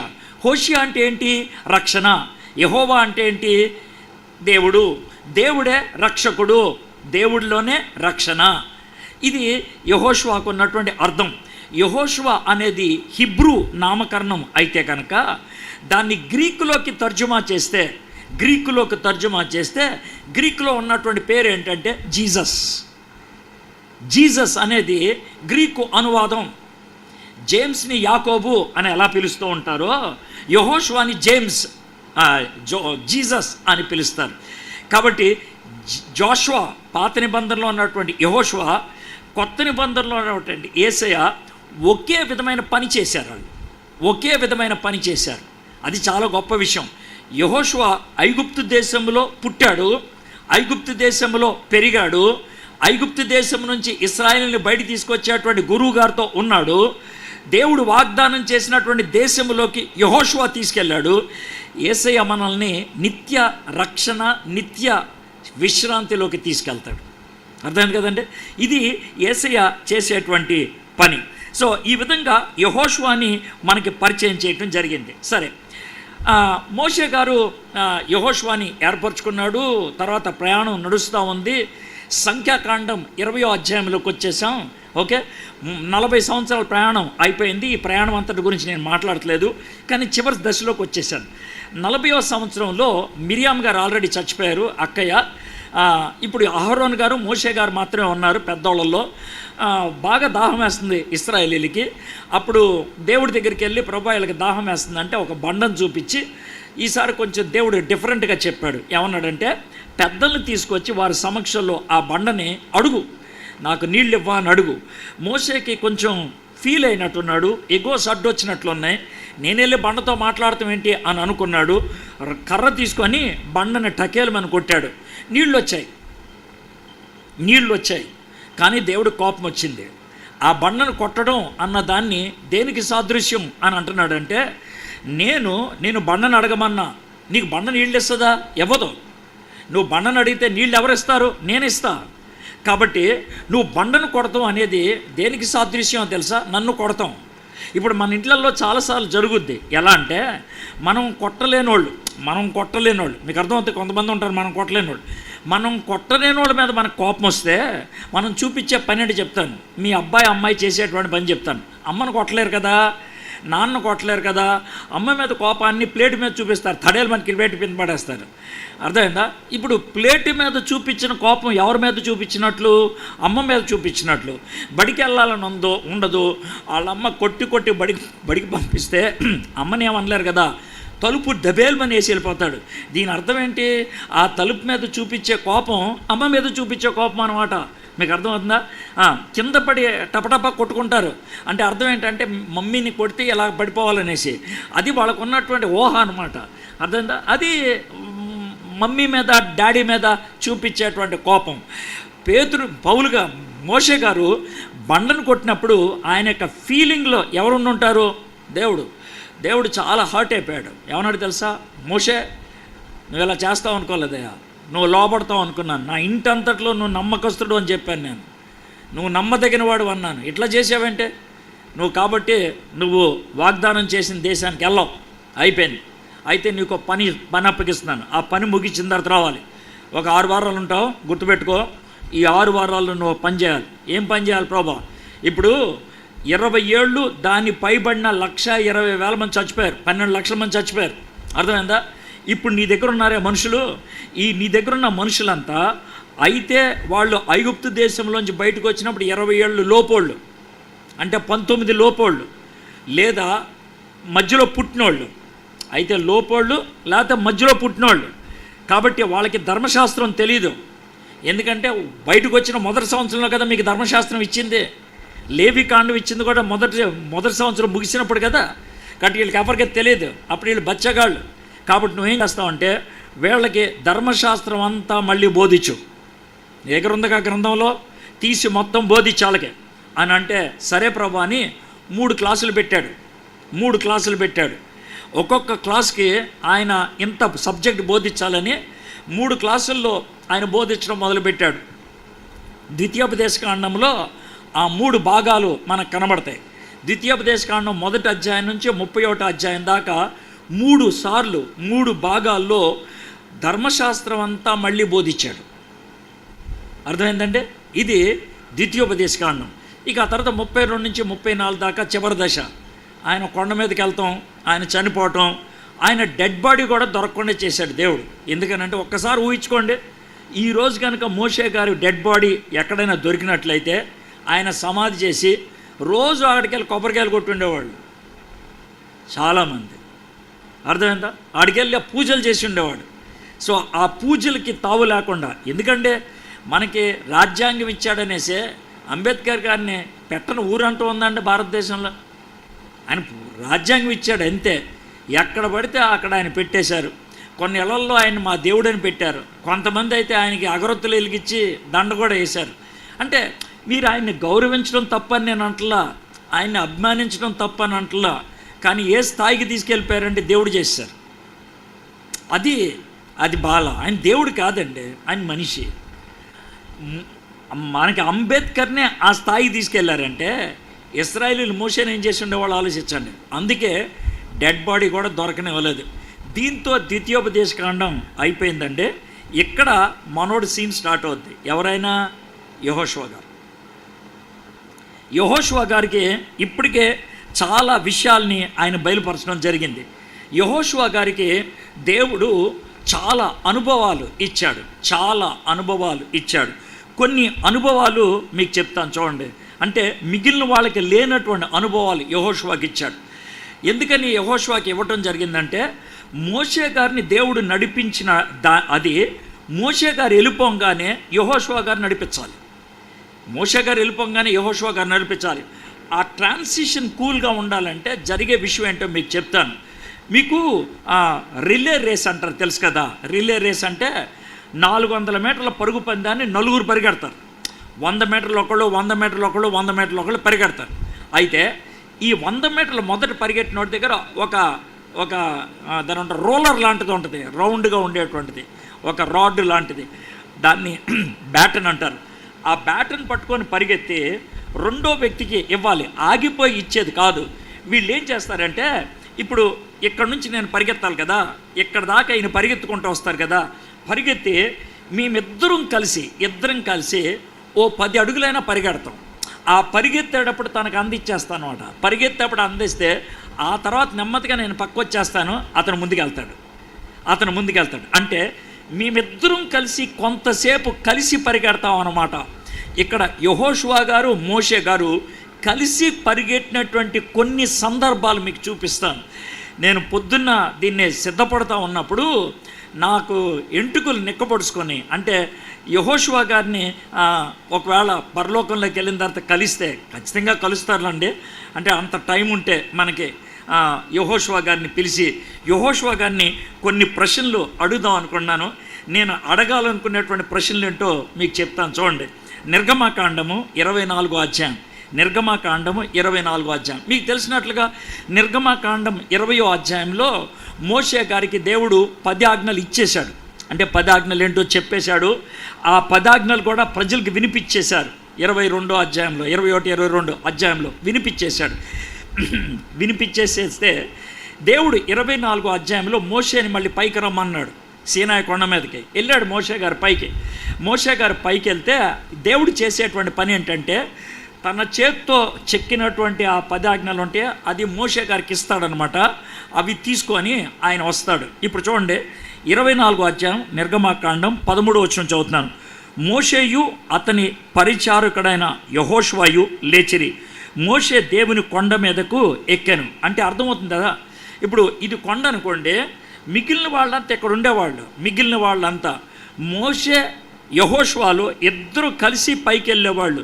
బహుశా ఈ ప్రాంతానికి వచ్చిన తర్వాత యెహోషువ నేను ఇక్కడే ఉండే, నేను పైకి వెళ్తా దేవుడి దగ్గరికి అని ఇలా కొంచెం పైకి వెళ్ళంగానే చుట్టూ మేఘం వచ్చేసేది. ఆ చుట్టూ మేఘంలో ఆయన ఉండిపోయేవాడు. ఎవరు? మోషే మేఘంలో ఉండేవాడు. యెహోషువకి పాపం ఎలా చూస్తూ ఉండేవాడేమో, బండల మధ్యలోంచి ఎలా చూస్తూ ఉండేవాడేమో. నేను అడగాలనుకున్న ప్రశ్న ఏంటంటే, యెహోషువ గారు అప్పుడు అక్కడికి వెళ్ళినప్పుడు మీకేమన్నా కనబడిందా? కింద ఉన్న వాళ్ళకైతే ఏం కనబడలేదు. ఏమన్నా వినబడిందా? ఏమన్నా బాంబుల శబ్దం వినబడిందా? ఏమన్నా పిడుగులు పడినట్లు ఏమన్నా సౌండ్ వినబడిందా? ఏమన్నా మెరుపులు ఏమన్నా కనబడ్డాయా? ఇది నేను అడగాలనుకునేటువంటి విషయం. అయితే ఇంతకంటే ఇంకా గగ్గురుబాటు కలిగించేది ఏంటి తెలుసా? నిర్గమకాండం 33వ అధ్యాయంలోకి రండి. నిర్గమకాండం 33వ అధ్యాయం. ఓకే, 11వ వచనం చదువుతున్నాను. మనుష్యుడు తన స్నేహితునితో మాట్లాడినట్లు యెహోవా మోషేతో ముఖాముఖిగా మాట్లాడుచుండెను. ఇది మీకు అందరూ తెలిసిందే. అయితే మీరు దీన్ని గమనించారు లేదో తర్వాత విషయం చూడండి. తర్వాత అతడు పాలెంలోనికి తిరిగి వచ్చుచుండెను. అతని పరిచారకుడును నూను కుమారుడైన యెహోషువ అను యవనస్తుడు గుడారములో నుండి వెలుపలకి, అంటే ఆయన ఎక్కడున్నాడు సార్? గుడారంలో. మోషే దేవుణ్ణి కలిసింది ఎక్కడ? గుడారంలో. నాకు ఇప్పుడు అడగాల్సింది అంటే, సార్ యెహోషువ గారు చెప్పు, అంటే అతి పరిశుద్ధ స్థలంలో ఏం జరుగుతుందో మీకు ఏమన్నా వినపడుతుందా? మీకు ఏమన్నా కనబడుతుందా? ఏమన్నా మెరుపులు పిడుగులు ఏమన్నా సౌండ్ వస్తుందా? ఆ టైంలో మీకు ఎలా ఉంది సార్? వణుకొచ్చిందా? లేకపోతే గగ్గురుపాటు కలిసిందా? అయితే దేవుడు కొద్దిగా అలాంటి అనుభవాలు ఇచ్చుకుంటూ వెళ్ళాడు యెహోషువకి. దీన్నే ట్రైనింగ్ అంటారేమో, నాకు తెలీదు. నేను యెహోషువ లైఫ్ అంతటిని చూస్తూ ఉన్నప్పుడు, వరుసగా అది పెట్టుకున్నప్పుడు నాకు అర్థమైనటువంటి విషయం అర్థమైందా? కాబట్టి ఆజ్ఞలు తీసుకొస్తున్నప్పుడు అక్కడికి వెళ్ళాడు, మిత్రుల్లాగా మాట్లాడుతున్నప్పుడు గుడారంలో ఉండిపోయాడు. ఇంకో సన్నివేశం చూపిస్తాను చూడండి, ఇక్కడ కూడా బాగుంటుంది. నిర్గమకాండం 32వ అధ్యాయం. మోషే పైన ఉన్నాడు. దేవుడి దగ్గర 40 రోజులు ఉండిపోయాడు. నాకు అర్థం కానిది ఏంటంటే, ఇప్పుడు అయ్యా కింద అహరోనికి టెన్షన్ లేదు, అనంటే జనాలు తన చుట్టూ ఉన్నారు, ఆయనతో మేనేజ్ చేస్తున్నాడు మనుషులతో. పైన మోషే గారికి కూడా టెన్షన్ లేదు, అంటే దేవుడు ఉన్నాడు, ఆయనతో దేవుడు మాట్లాడుతూ ఉన్నాడు. నాకు అర్థం కాందా అలా నీకోసమేనయ్యా ఏంటయ్యా అంటే, అయ్యా నీకు ఇటు మనుషులు లేరు, అటు దేవుడు ఉన్నాడు లేని నాకు తెలీదు, ఒక్కడవే 40 రోజులు ఏం చేసావయ్యా? మీరు ఊహించారంటే అట్లా ఒక్కడే 40 రోజులు ఉండిపోయాడు ఆయన. ఒక్కడే దేవుడు తరబిదినిచ్చుకుంటూ వచ్చాడండి. అలాగా దేవుడు తరబిదినిచ్చుకుంటూ వచ్చాడు. నేనేదో పెద్ద లోతైన మర్మాలు చెప్తున్నాను నేను అనుకోవట్లేదు. నేను అక్కడ ఉన్న విషయాలు, ప్లెయిన్ విషయాలు చెప్తున్నాను అంతే. కానీ దాన్ని భావాన్ని మీరు ఎంత మట్టుకు మీ హృదయంలో తీసుకుంటారో నాకు తెలీదు. మీరు దాన్ని ఎంత అర్థం చేసుకుంటారో మీ ఇష్టం అది. ఇది ఎందుకంటే చాలా ప్లెయిన్ లాంగ్వేజ్. ఇందుట్లో అంతరార్థాలు ఏం లేవు, మర్మాలు ఏమి లేవు, చాలా ప్లెయిన్. ఈయన మధ్యలో ఉండిపోయాడు. ఏం చేశాడో చూద్దాం. నేను 17వ వచనం నుంచి చదువుతున్నాను. ఇది 32వ అధ్యాయం నిర్గమకాండం. ఆ ప్రజలు పెద్ద కేకలు వేయిచుండగా యెహోషువ ఆ ధ్వని విని పాలెములో యుద్ధ ధ్వని అని మోషేతో అనగా, అంటే మోషే పైనుంచి కిందకు వచ్చాడు. ఎందుకు వచ్చాడు పైనుంచి కిందకి? దేవుడు పంపించాడు కిందకెళ్ళు అని. మనవాడు దేవుడితో మాట్లాడుకొచ్చేపు దేవుడిని ఆల్రెడీ కన్విన్స్ చేసి దేవుడు పంపిస్తానన్నటువంటి ఉగ్రతను ఆపేసి వచ్చాడు. ఎవరో? మోషే గారు. కిందకు వస్తామంటే మధ్యలో యెహోషువ కలిశాడు. యెహోషువ కలిసి పద కిందకి వెళ్దామన్నాడు. అంటే అన్నయ్య కింద ఏదో యుద్ధం జరుగుతున్నట్లుంది, పెద్ద శబ్దాలు వినపడతామన్నా, మనవాళ్ళు ఏదో కొంచెం పార్టీ చేసుకుంటున్నారు, యుద్ధం గెలిచినట్లు అన్నారు. అది మనవాడు అంటున్నమాట. పాపం తెలియదు కింద ఏం జరుగుతుందో. అప్పుడు మోషే గారు అది యుద్ధ ధ్వని కాదురా రే, అది యుద్ధ ధ్వని కాదు అని మోషే కొంచెం సీరియస్గా మాడుతుంటే, అన్నయ్య ఏమైంది అన్నయ్య, ఏంటన్నయ్య అంత సీరియస్గా ఉన్నావు ఏంటన్నా, అలా మాడుతున్నావు ఏంటన్నా, ఏం జరుగుతుందన్నా అని అంటే ఆయన ఏమంటాడు తెలుసా? అది జయధ్వని కాదు, అపజయ ధ్వని కాదు, సంగీత ధ్వని నాకు వినబడుచున్నది. వాళ్ళు డ్యాన్స్లు వేస్తున్నారా, వాళ్ళు పాటలు పాడుతున్నారు, వాళ్ళు అరుస్తున్నారు. అది జయధ్వని కాదు, అపజయధ్వని కాదు, అదే ఆ ధ్వని వేరదే, అది భయంకరమైన పాపపు ధ్వని అని అంటే. పాపం యెహోషువకి ఏం జరుగుతుందో తెలీదు. మధ్యలో ఉన్నాడు, కొండ మధ్యలో ఉన్నాడు, కింద ఏం జరుగుతుందో ఆయన తెలీదు. పైనేమో దేవుడు చెప్తూ వచ్చాడు ఈయన. అర్థమైందా? సో దేవుడు యెహోషువకి నెమ్మదిగా తనకి కొన్ని అనుభవాలు ఇవ్వడం మొదలుపెట్టాడు. ఓకే, ఇప్పుడు సంఖ్యాకాండం 14కి వచ్చేయండి. అంటే నేను అక్కడక్కడ చెప్తున్నానే, ఏంటి సార్ అటు ఇటు వెళ్ళారంటే ఒక స్టోరీ లైన్ మీకు ఇస్తున్నాను. అది వచనాలు మాత్రం అక్కడక్కడ ఉండొచ్చు, కానీ స్టోరీ లైన్ మీకు ఇస్తున్నాను, మీకు ఈజీగా అర్థం అవుద్దని. సంఖ్యాకాండం 14వ అధ్యాయం మెయిన్ విషయం ఏంటంటే, ఇశ్రాయేలీలు ఐగుప్తు దేశం నుంచి ప్రయాణమై సీనాయి కొండ దగ్గరికి 3 నెలల్లో వచ్చారు. మీకు టైంలో చెప్తున్నాను, 3 నెలల్లో వచ్చారు. ఆ సీనాయి కొండ దగ్గర సంవత్సరం ఉన్నారు. సీనాయి కొండ దగ్గర సంవత్సరం. ఈ సంవత్సరంలో ఆజ్ఞలన్నీ వచ్చేసాయి. ఈ సంవత్సరంలో ప్రత్యక్ష గుడారం ఎలా కట్టాలో నేర్చుకున్నారు. ప్రత్యక్ష గుడారం కట్టేశారు. తర్వాత లేవి కాండం అంతా అయిపోయింది. జనాభా లెక్కలు అయిపోయాయి. ఇక జనాభా లెక్కలు అయిపోయిన తర్వాత 10వ అధ్యాయం, సంఖ్యాకాండం 10వ అధ్యాయంలో వాళ్ళు పారాన్ అనేటువంటి ప్రాంతం నుంచి కాదేష్ బర్నియా అనే ప్రాంతానికి ప్రయాణం అయిపోవాలి. అది ఒక 3 రోజుల ప్రయాణం. 14వ అధ్యాయంలో కాదేష్ బర్నియాకు వచ్చేసారు. కాదేష్ బర్నియా అంటే మన చించినాడు లాంటిది. ఏంటి సార్ చించినాడు అన్నారంటే చెప్తా మన చించినాడు ఏంటో. చించినాడు బ్రిడ్జ్ ఉందే, బ్రిడ్జ్ యువతలు ఉన్నది పశ్చిమ గోదావరి జిల్లా, యువతలు ఉంది తూర్పుగోదావరి జిల్లా కదా. సో కాదేశ్ బర్నియా అనేది చించినాడు లాంటిది. వీళ్ళు చించినాడులో ఉన్నారు, పశ్చిమ గోదావరి జిల్లాలో ఉన్నారు. దేవుడు వాగ్దానం చేసింది కోనసీమ అంటే ఈస్ట్ గోదావరి అనమాట.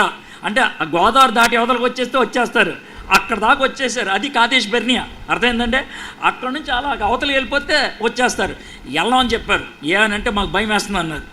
అయ్యా మీరు ఏమనుకోనంటే మేము మొత్తం వెళ్ళాం, కానీ మాలో కొంతమందిని పంపిస్తామంటే 12 మంది వేగురు వారిని సెలెక్ట్ చేసి పంపించడం మొదలుపెట్టింది గోత్రానికి ఒకడు. అర్థమైందంటే ఆ గోత్రానికి ఒకళ్ళు మనకి 12 మంది వచ్చారు. ఆ 12 మందిలో ఇద్దరు ఉన్నారు. ఎవరిద్దరో? కాలేబు, యెహోషువ. వీళ్ళిద్దరూ ఉన్నారు. హూరు కుమారుడైనటువంటి కాలేబు, తర్వాత ఎఫ్రాయిం గోత్రానికి చెందినటువంటి నూను కుమారుడైనటువంటి యెహోషువ. వీళ్ళిద్దరు ఉన్నారు. మీకు తెలిసిందే స్టోరీ అంతా.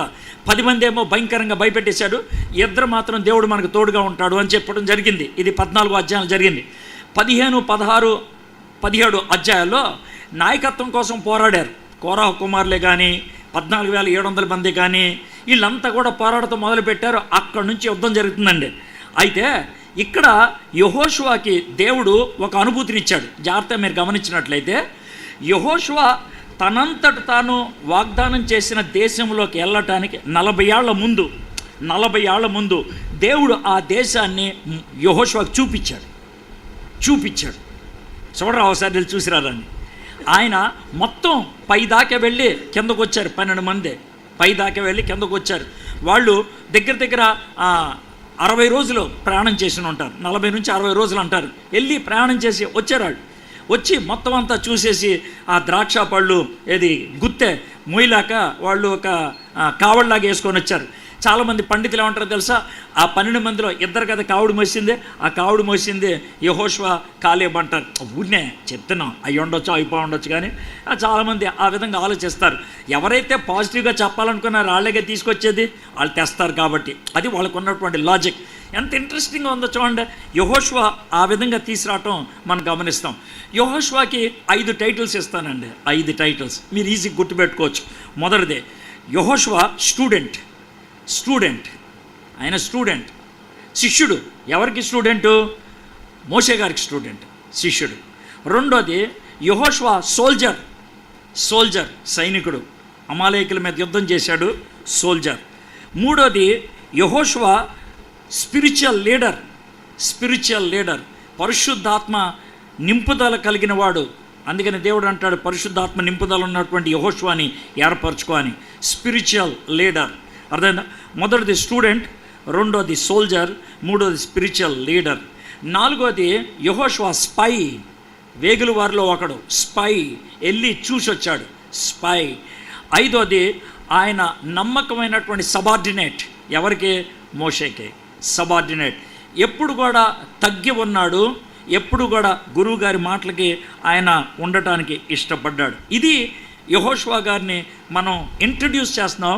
ఇప్పుడు హీరోలాగా ఆయన మన ముందు రాబోతున్నాడు. అర్థమైందా? యెహోషువ గారు 1485లో పుట్టారు. 1485లో ఆయన పుట్టారు. మోషే గారు చనిపోయింది 1406లో. 1406 క్రీస్తు పూర్వం 1406లో ఆయన పుట్టారు. 1406 నుంచి యెహోషువ గారు నాయకత్వం మొదలైంది. 1406 నుంచి ఆయన 30 ఏళ్ళు నాయకత్వాన్ని ఇచ్చాడు. 30 ఏళ్ళు నాయకత్వాన్ని ఇవ్వటం జరిగింది. 1375 క్రీస్తు పూర్వంలో ఆయన చనిపోవడం జరిగింది. ఆయన చనిపోయినప్పుడు 110 ఏళ్ళు.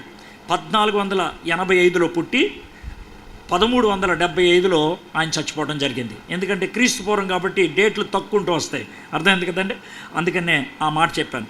ఆయన 30 సంవత్సరాల పరిచర్యలో 7 సంవత్సరాలు యుద్ధాలు చేశాడు. 7 సంవత్సరాలు యుద్ధం చేశాడు. యెహోషువ గ్రంథానికి 24 అధ్యాయాలు. యెహోషువ గ్రంథానికి ఉన్నటువంటి 24 అధ్యాయాల్ని 4 భాగాలు చేయొచ్చు. 4 భాగాలు.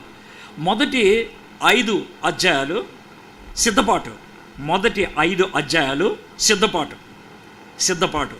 దేనికి సిద్ధపాటు? వాగ్దానం చేసినటువంటి దేశంలోకి వెళ్ళటానికి, యుద్ధాలు చేయడానికి సిద్ధం. మనకి టైటిల్ ఉందిగా లాస్ట్ టైం ఎలక్షన్స్లో, సిద్ధం. అర్థమైందా? సో అది సిద్ధం అన్నమాట. ఇది మొదటి 5 అధ్యాయాలు. 6వ అధ్యాయం నుంచి 12వ అధ్యాయం దాకా యుద్ధాలు. ఇది సిద్ధం, అది యుద్ధం. అర్థమైందా? ఆయన 10 రాజుల మీద యుద్ధాలు చేసుకుంటూ వెళ్ళాడు. 10 రాజుల మీద ఆయన యుద్ధాలు చేసుకుంటూ వెళ్ళిపోయాడు. ఇది 6వ అధ్యాయం నుంచి 12వ అధ్యాయం దాకా. కాబట్టి మొదటిది సిద్ధం, రెండోది సమరం. సిద్ధం, సమరం. ఊరినే సాసా అని కుదరటానికి చెప్తా ఉన్నా. సిద్ధం, సమరం. ఆ తర్వాత 13వ అధ్యాయం నుంచి 22వ అధ్యాయం దాకా, 13వ అధ్యాయం నుంచి 22వ అధ్యాయం దాకా స్వాధీనం. ఈ స్వాధీనం అనే దాంట్లో ఆయన చేసింది ఏంటి అని అంటే కనుక, ఈ 12 గోత్రాల వాళ్ళకి దేవుడు ఇస్తానన్నటువంటి కనాను దేశాన్ని మొత్తం అంతా గెలిచేసుకున్నాడు మొదటి 7 సంవత్సరాల్లో. ఆ తర్వాత 23 సంవత్సరాల్లో ఆయన 18 సంవత్సరాల్లో పంచి ఇచ్చేశాడు. 18 + 7 25 ఏళ్ళు. 18 + 7 25 ఏళ్ళు. చివరి 5 ఏళ్ళు నేనును నా ఇంటి వారము దేవుణ్ణి సేవింతుమని రెస్ట్ తీసుకున్నాడు. ఆ చివరి 5 ఏళ్ల తర్వాత ఆయన చనిపోయాడు. 23, 24 అధ్యాయాల్లో నేనును నా దేశమును, నేనును నా కుటుంబమును దేవుణ్ణి సేవింతుము. సో మొదటిది సిద్ధం, రెండోది సమరం, మూడోది స్వాధీనం, నాలుగోది సేవ. ఇదండి సేవ. సేవకి తాను సమర్పించుకొని ఇంక నేనేం చేయను, నేను నా కుటుంబం దేవునికి సేవ చేసుకుంటూ ఉంటాము అనేసి వాళ్ళు ఆ మాట చెప్పారు. మేబీ తాను ఒక మొట్టమొదటి న్యాయాధిపతి. ఎవరు? యెహోషువ మొట్టమొదటి న్యాయాధిపతి. ఆయన న్యాయాధిపతిగా చేయాల్సిన పనులన్నీ చేసి పెట్టేశాడు. న్యాయాధిపతులు 3 పనులు చేస్తారు. న్యాయాధిపతి అనగానే కోర్టులో పదాన్ని ఉపయోగించకూడదు. న్యాయాధిపతం అనగానే రాయలసీమలో ఉపయోగించే పదాన్ని ఉపయోగించాలి. రాయలసీమ వాళ్ళు కనుక ఒకవేళ బైబిల్ రాస్తే కనుక న్యాయాధిపతుల గ్రంథాన్ని ఏమని రాసేవాళ్ళు అంటే పెద్దల గ్రంథం అని రాసి ఉండేవాడు. ఎందుకంటే పెద్ద ఆయన అర్థమైంది కదా, సినిమా కూడా వచ్చింది కదా, పెద్ద ఆయన. ఈ పెద్ద ఆయన 3 పనులు చేస్తాడు. న్యాయాధిపతి కూడా 3 పనులు చేస్తాడు. పెద్ద ఆయన ఏ గొడవ వచ్చినా కూడా తీర్పు తీర్చేది ఆయనే, న్యాయాధిపతి. అర్థమైందా? పెద్ద ఆయన ఏ పూజలు చేయాలన్నా కూడా ఆయన యాజకుడు. దేవుడు ఏం చెప్పాలన్నా పెద్ద ఆయన ద్వారానే చెప్పేవాడు. ప్రవక్త ఆయనే, యాజకుడు ఆయనే, తర్వాత న్యాయాధిపతి కూడా ఆయనే. యేసు ప్రభువారు అందరికంటే పెద్ద ఆయన. అందుకని ఆ 3 పనులు చేశాడు ఆయన రాజు, ఆయన ప్రవక్త, ఆయన యాజకుడు.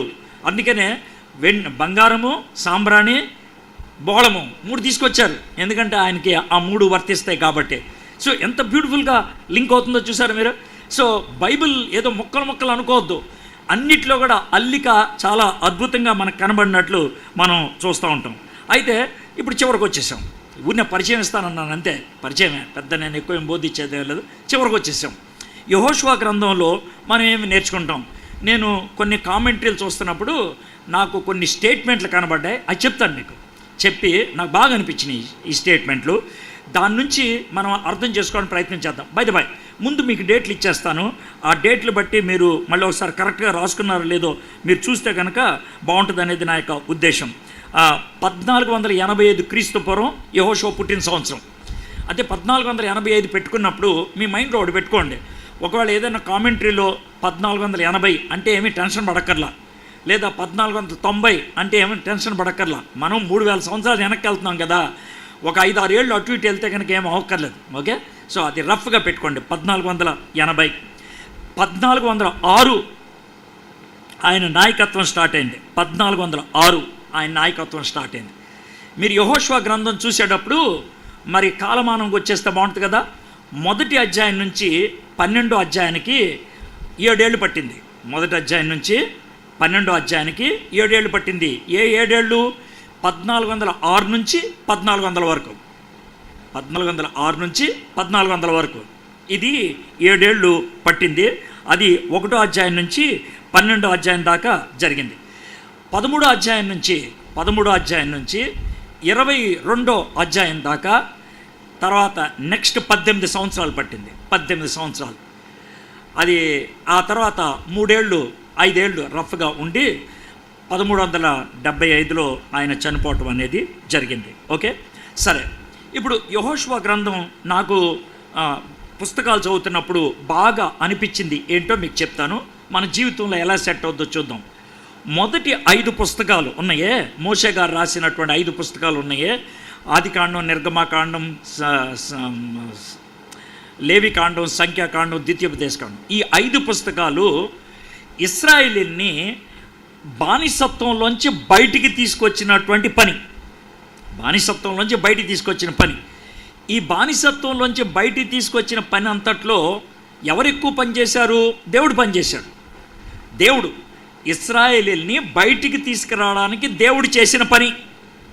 మొదటి 5 పుస్తకాలు ఇశ్రాయేలీయుల్ని బయటికి తీసుకురావడానికి దేవుడు చేసినటువంటి పని 5 అధ్యాయాలు. మరి యెహోషువ గ్రంథం ఏంటి? దేవుడు ఇచ్చే దేశంలోకి ఇశ్రాయేలీయులు ప్రవేశించడం అనేది యెహోషువ గ్రంథం. ఇప్పుడు ఇది మన జీవితంలో ఎలా జరుగుద్ది అని అంటే, మొదటి 5 పుస్తకాలు మన సాల్వేషన్కి దగ్గరగా ఉంటుంది. సాల్వేషన్, రక్షణ. దేవుడు మన కోసం ఏం చేశాడు, ఇది మొదటి 5 పుస్తకాలు. మరి యెహోషువ గ్రంథం ఏంటి? దేవుడు అనుగ్రహించే స్వాస్థ్యాన్ని మనము అనుభవించడం మొదలు పెడతాం, దేవుడుతో సహవాసం చేయడం మొదలు పెడతాం. దాన్నే మనం శాంక్టిఫికేషన్ అంటాం, పరిశుద్ధపరచబడటం. మొదటి 5 పుస్తకాలు మన యొక్క రక్షణ అయితే, యెహోషువ గ్రంథం దేవునితో మన యొక్క సహవాసం, పరిశుద్ధపరచబడటం. మొదటి 5 పుస్తకాలు ఐగుప్తు దేశంలోంచి బయటికి తీసుకురావటం అయితే, అంటే పాపములోంచి బయటికి తీసుకురావటం అయితే, యెహోషువ గ్రంథము లోనున్న ఐగుప్తుని బయటపెట్టేయటం, లోనున్నటువంటి పాపాన్ని బయటపెట్టడం. అర్థమైందండి? బయటున్న పాపంలోంచి బయటికి రావటం అనేది మొదటి 5 పుస్తకాలు అయితే, లోనున్న పాపాన్ని బయటికి తీసుకురావటం అనేది యెహోషువ గ్రంథం. అర్థమైందా? నేను ఒకప్పుడు తాగుబోతుని, ఒకప్పుడు తిరుగుబోతుని, ఇది నా ఐగుప్తు, దాంట్లోంచి బయటకు వచ్చేసా, అది సులభమే. కానీ ఎవరికీ కనబడినటువంటి దరిద్రమైన బుద్ధులు కొన్ని లోనున్నాయి, దాంట్లోంచి బయటపడటానికి చేసేటువంటి యుద్ధాలు ఉన్నాయే, అది యెహోషువ గ్రంథం. అర్థమైందా? దేవుడు నా కోసం పనిచేశాడు.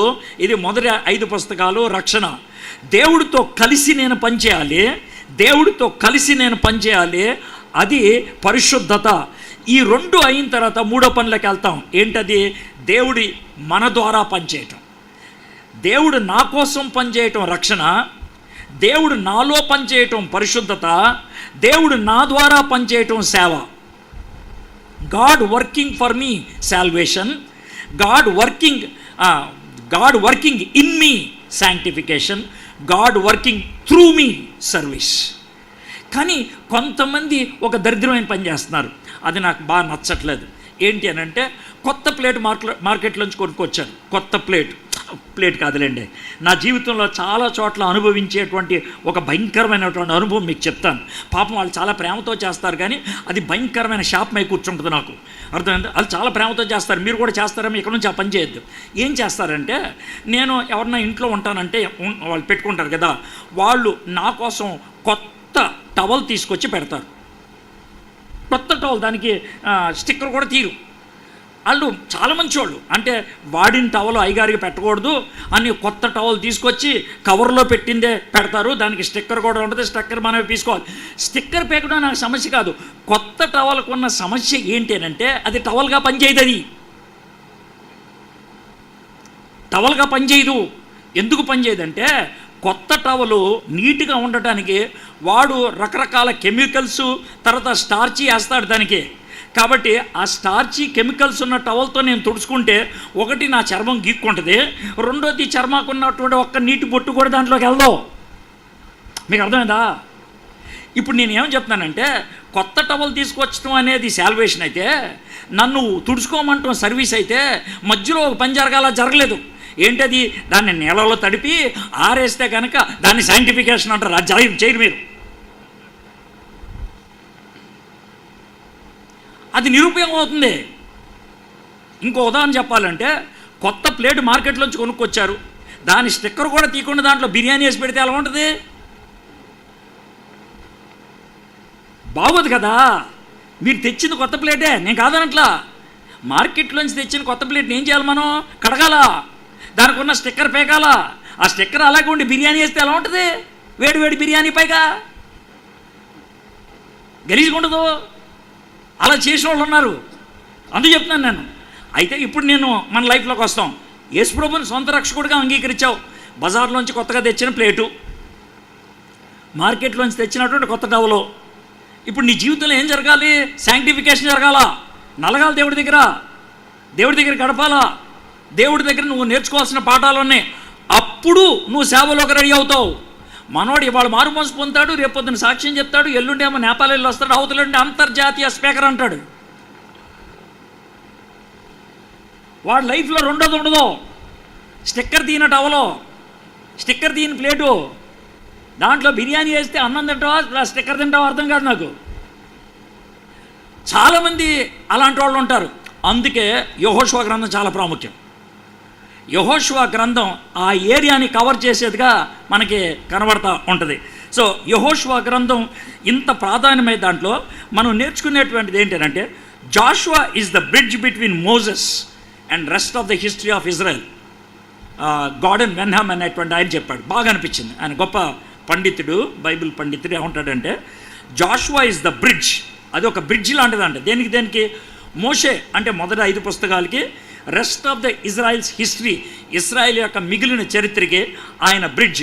యెహోషువ గ్రంథమే లేకపోతే మనకి మోషేతో సంబంధం ఉండేది కాదంట, మోషేని మనకి అర్థమైండేది కాదంట.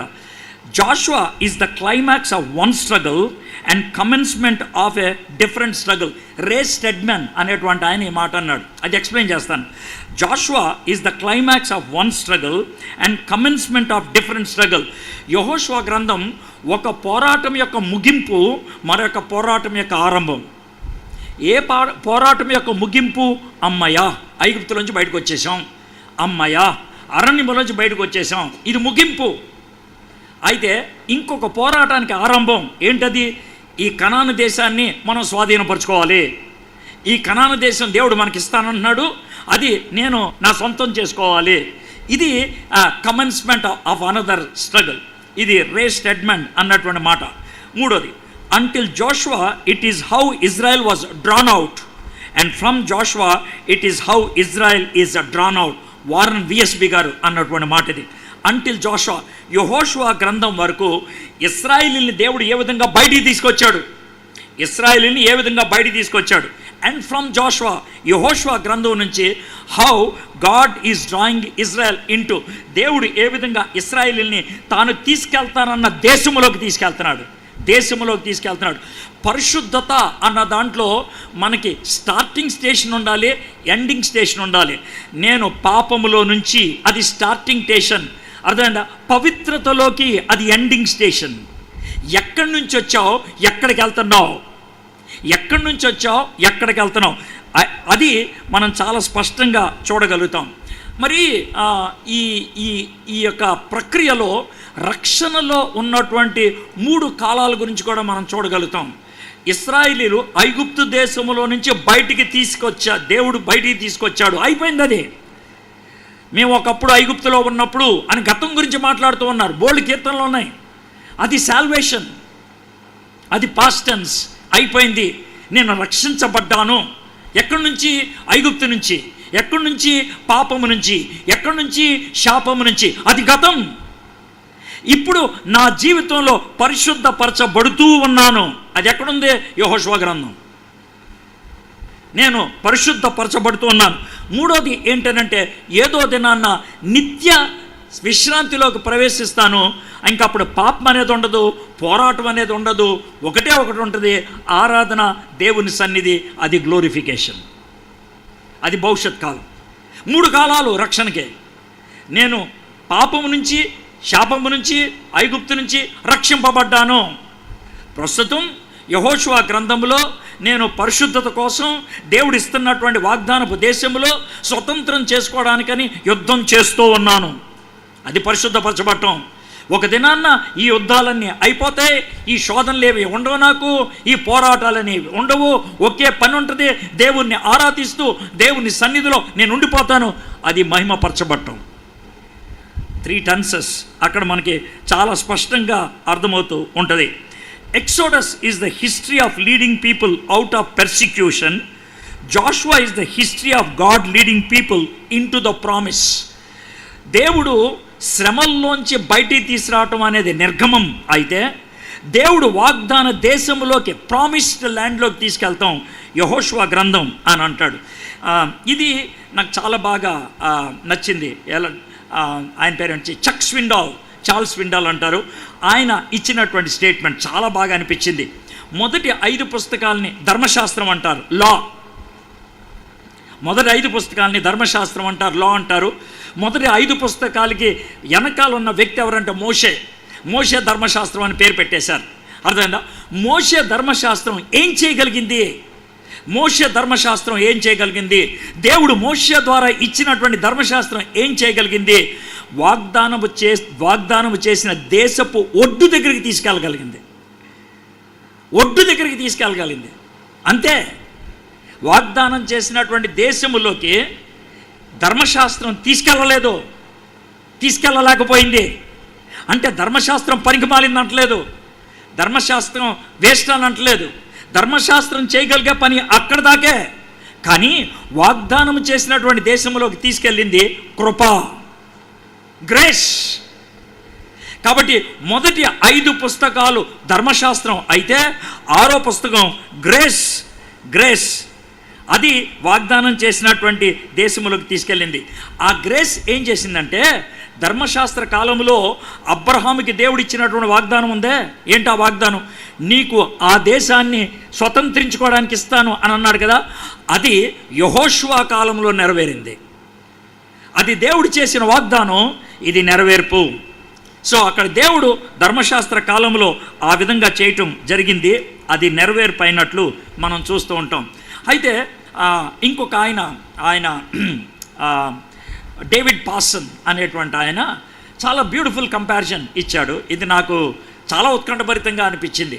యెహోషువ గ్రంథం, అపోస్తుల కార్యములు అనే గ్రంథం 2 పక్కన పెట్టుకుంటే చాలా బాగుంటుందని అన్నాడు. ఏమన్నాడంటే, యెహోషువ గ్రంథం మొత్తం లెక్కేసుకుంటే 30 సంవత్సరాల చరిత్ర.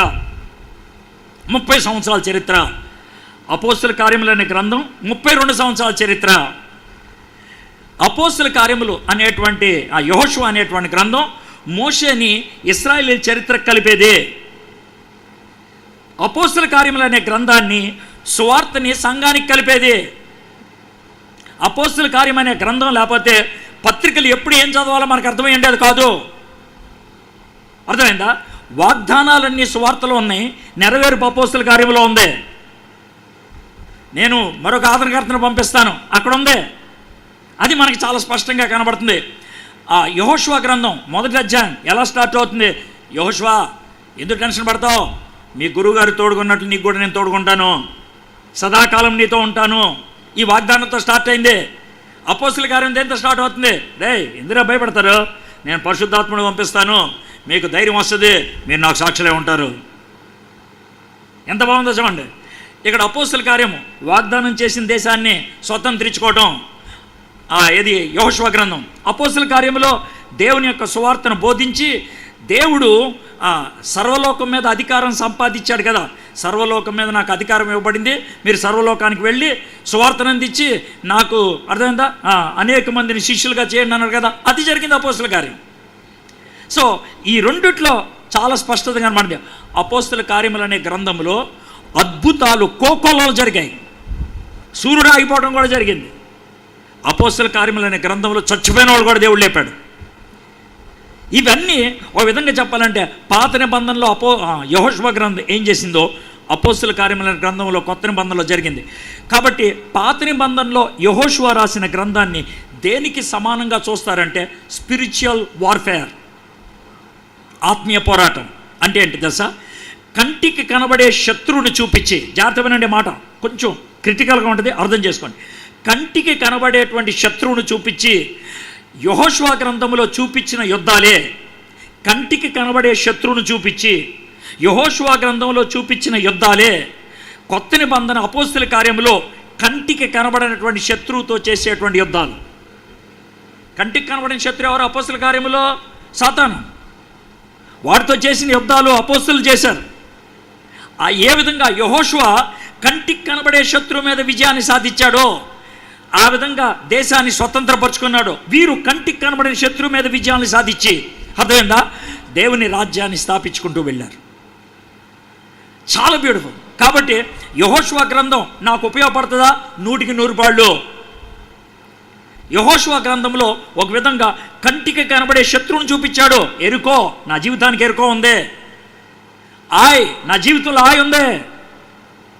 ప్రతిదీ నా జీవితంలో కనబడుతుంది. రాజీ పడతాం ఉంటుంది, ఓవర్ కాన్ఫిడెన్స్ ఉంటుంది, ఇంత పెద్ద గోడ ఎలా పాల్గొడతాను భయం ఉంటుంది. ఇవన్నీ కంటికి కనబడేటువంటి అడ్లు, కంటికి కనబడేటువంటి శత్రువు. వీటిని జయించడానికి యెహోషువ ఏ విధంగా దేవుడి మీద ఆధారపడ్డాడో, మనకి కంటికి కనబడినటువంటి భయాలు ఉంటాయి, కంటికి కనబడినటువంటి శత్రువులు ఉంటారు. వాళ్ళ మీద జయాన్ని అదే శక్తితో మనం సాధించుకుంటాం. It happens in our life, మన జీవితంలో జరుగుద్ది. అయితే చివరిగా ఈ పాయింట్స్ మీకు చెప్తాను, చదివి వదిలేస్తాను. Book of Joshua tells a Christian how can he or she be victorious in spiritual journey with the help of almighty God.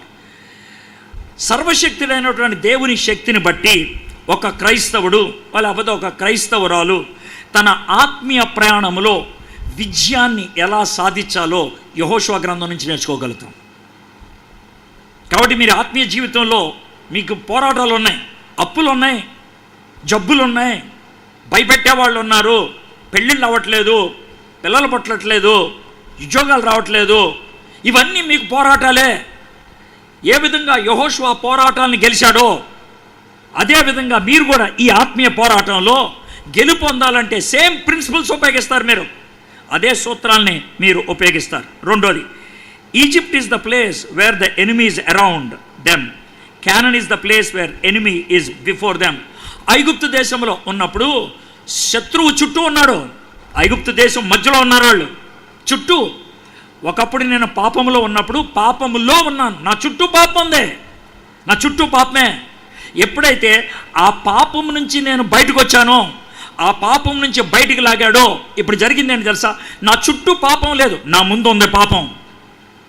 నా చుట్టూ ఉంటే నేను బానిసన అవ్వాలి, నా చుట్టూ ఉంటే కనుక పాపాన్ని నేను ఏం చేయలేను. నా ముందు పాపం ఉంటే నేను ఫైట్ చేయాలి. ఏ విధంగా ఫైట్ చేస్తారో యెహోషువ గ్రంథం నేర్పిస్తుంది. ఇది రెండోది. మూడోది, in Egypt they were crushed, in canon they were conquered. ఐగుప్తు దేశంలో వాళ్ళని నలిపేశారు, ఐగుప్తు దేశంలో వాళ్ళని క్రష్ చేసేశారు, తొక్కేశారు. కనానులో వాళ్ళు జయిస్తున్నారు, కాంకర్, వాళ్ళు జయిస్తున్నారు. ఒకప్పుడు నాకున్నటువంటి పాపపు అలవాటు నన్ను చంపేసింది. ఇప్పుడు ఆ పాపపు అలవాట్లోంచి బయటకు వచ్చిన తర్వాత ఆ పాపం మీద నేను విజయాన్ని సాధించుకుంటూ వెళ్తున్నాను నేను. ఇది యెహోషువ గ్రంథం. నాలుగోది, a child Born again has the gift of salvation, but only obedience will give the Joy and fulfilment of salvation. నేను మారు మనసు పొందటం అనేది దేవుడు నాకు ఇచ్చిన వరం, దేవుడు నాకు ఇచ్చిన వరం ఉచితంగా వచ్చింది. అయితే దేవునికి లోబడితే, జాగ్రత్త వినండి, దేవునికి లోబడితే ఆ వరం యొక్క పరిపూర్ణ ఆనందాన్ని నేను అనుభవించగలుగుతాను. చాలామంది రక్షించబడతారు కానీ ఆనందంగా ఉండరు. చాలామంది రక్షించబడతారు, ఆ పరిపూర్ణత వాళ్ళ జీవితంలో అనుభవించరు. ఎందుకంటే గిఫ్ట్ రిసీవ్ చేసుకున్నారు, ప్యాకెట్ ఓపెన్ చేయలేదు. అది వాళ్ళు చేసిన పని.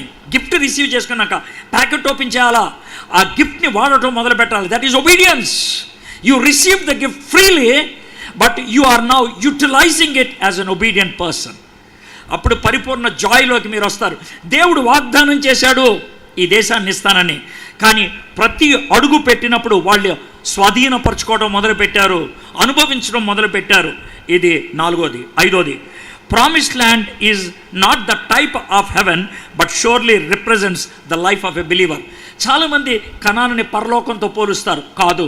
ఎందుకు కాదు సార్? పరలోకంలో పోరాటాలు ఉండవు, పరలోకంలో సాతానుడు ఉండడు, పరలోకంలో శత్రువు ఉండడు.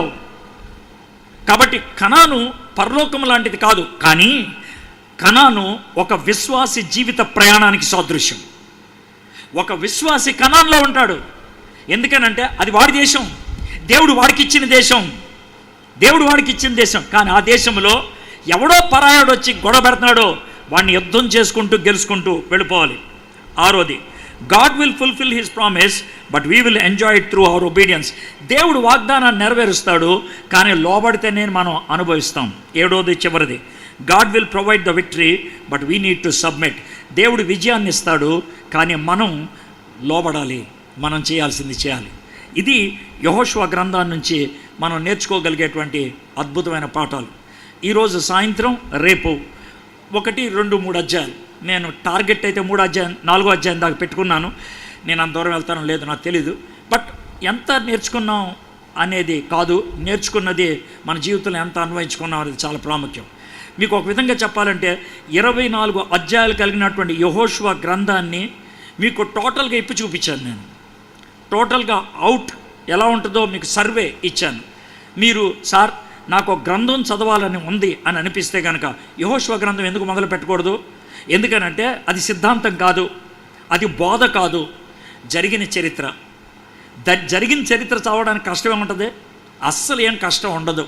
మీరు ఒక స్టడీ బైబిల్ దగ్గర పెట్టుకోగలిగితే వాళ్ళు పెట్టేటువంటి ఊర్ల పేర్లు స్టడీ బైబిల్లో ఇప్పుడున్న పేర్లు ఏంటో తెలుస్తుంది. మహా అయితే అది తెలియాలి. సార్ అది నా దగ్గర లేదు, నిఘంటు ఉందా? నిఘంటు పక్కన పెట్టుకోండి. ఆ నిఘంటులో మీరు సెర్చ్ చేస్తే కనుక దొరికిపోద్ది చాలా సింపుల్గా. లేదు అది కూడా లేదంటారా, మొబైల్లో మీరు సింపుల్గా ఏ ఊరైతే ఆయ్ అని ఉంది కదా, అది ఆయ్ ఇన్ ద బైబుల్ వేర్ అని కొట్టండి, అది మీకు వస్తుంది. మీరు చిన్న చిన్న ఇలాంటి ప్రశ్నలు అడగటం బట్టి ఇంట్రెస్ట్ తెచ్చుకోండి, అర్థమైందా?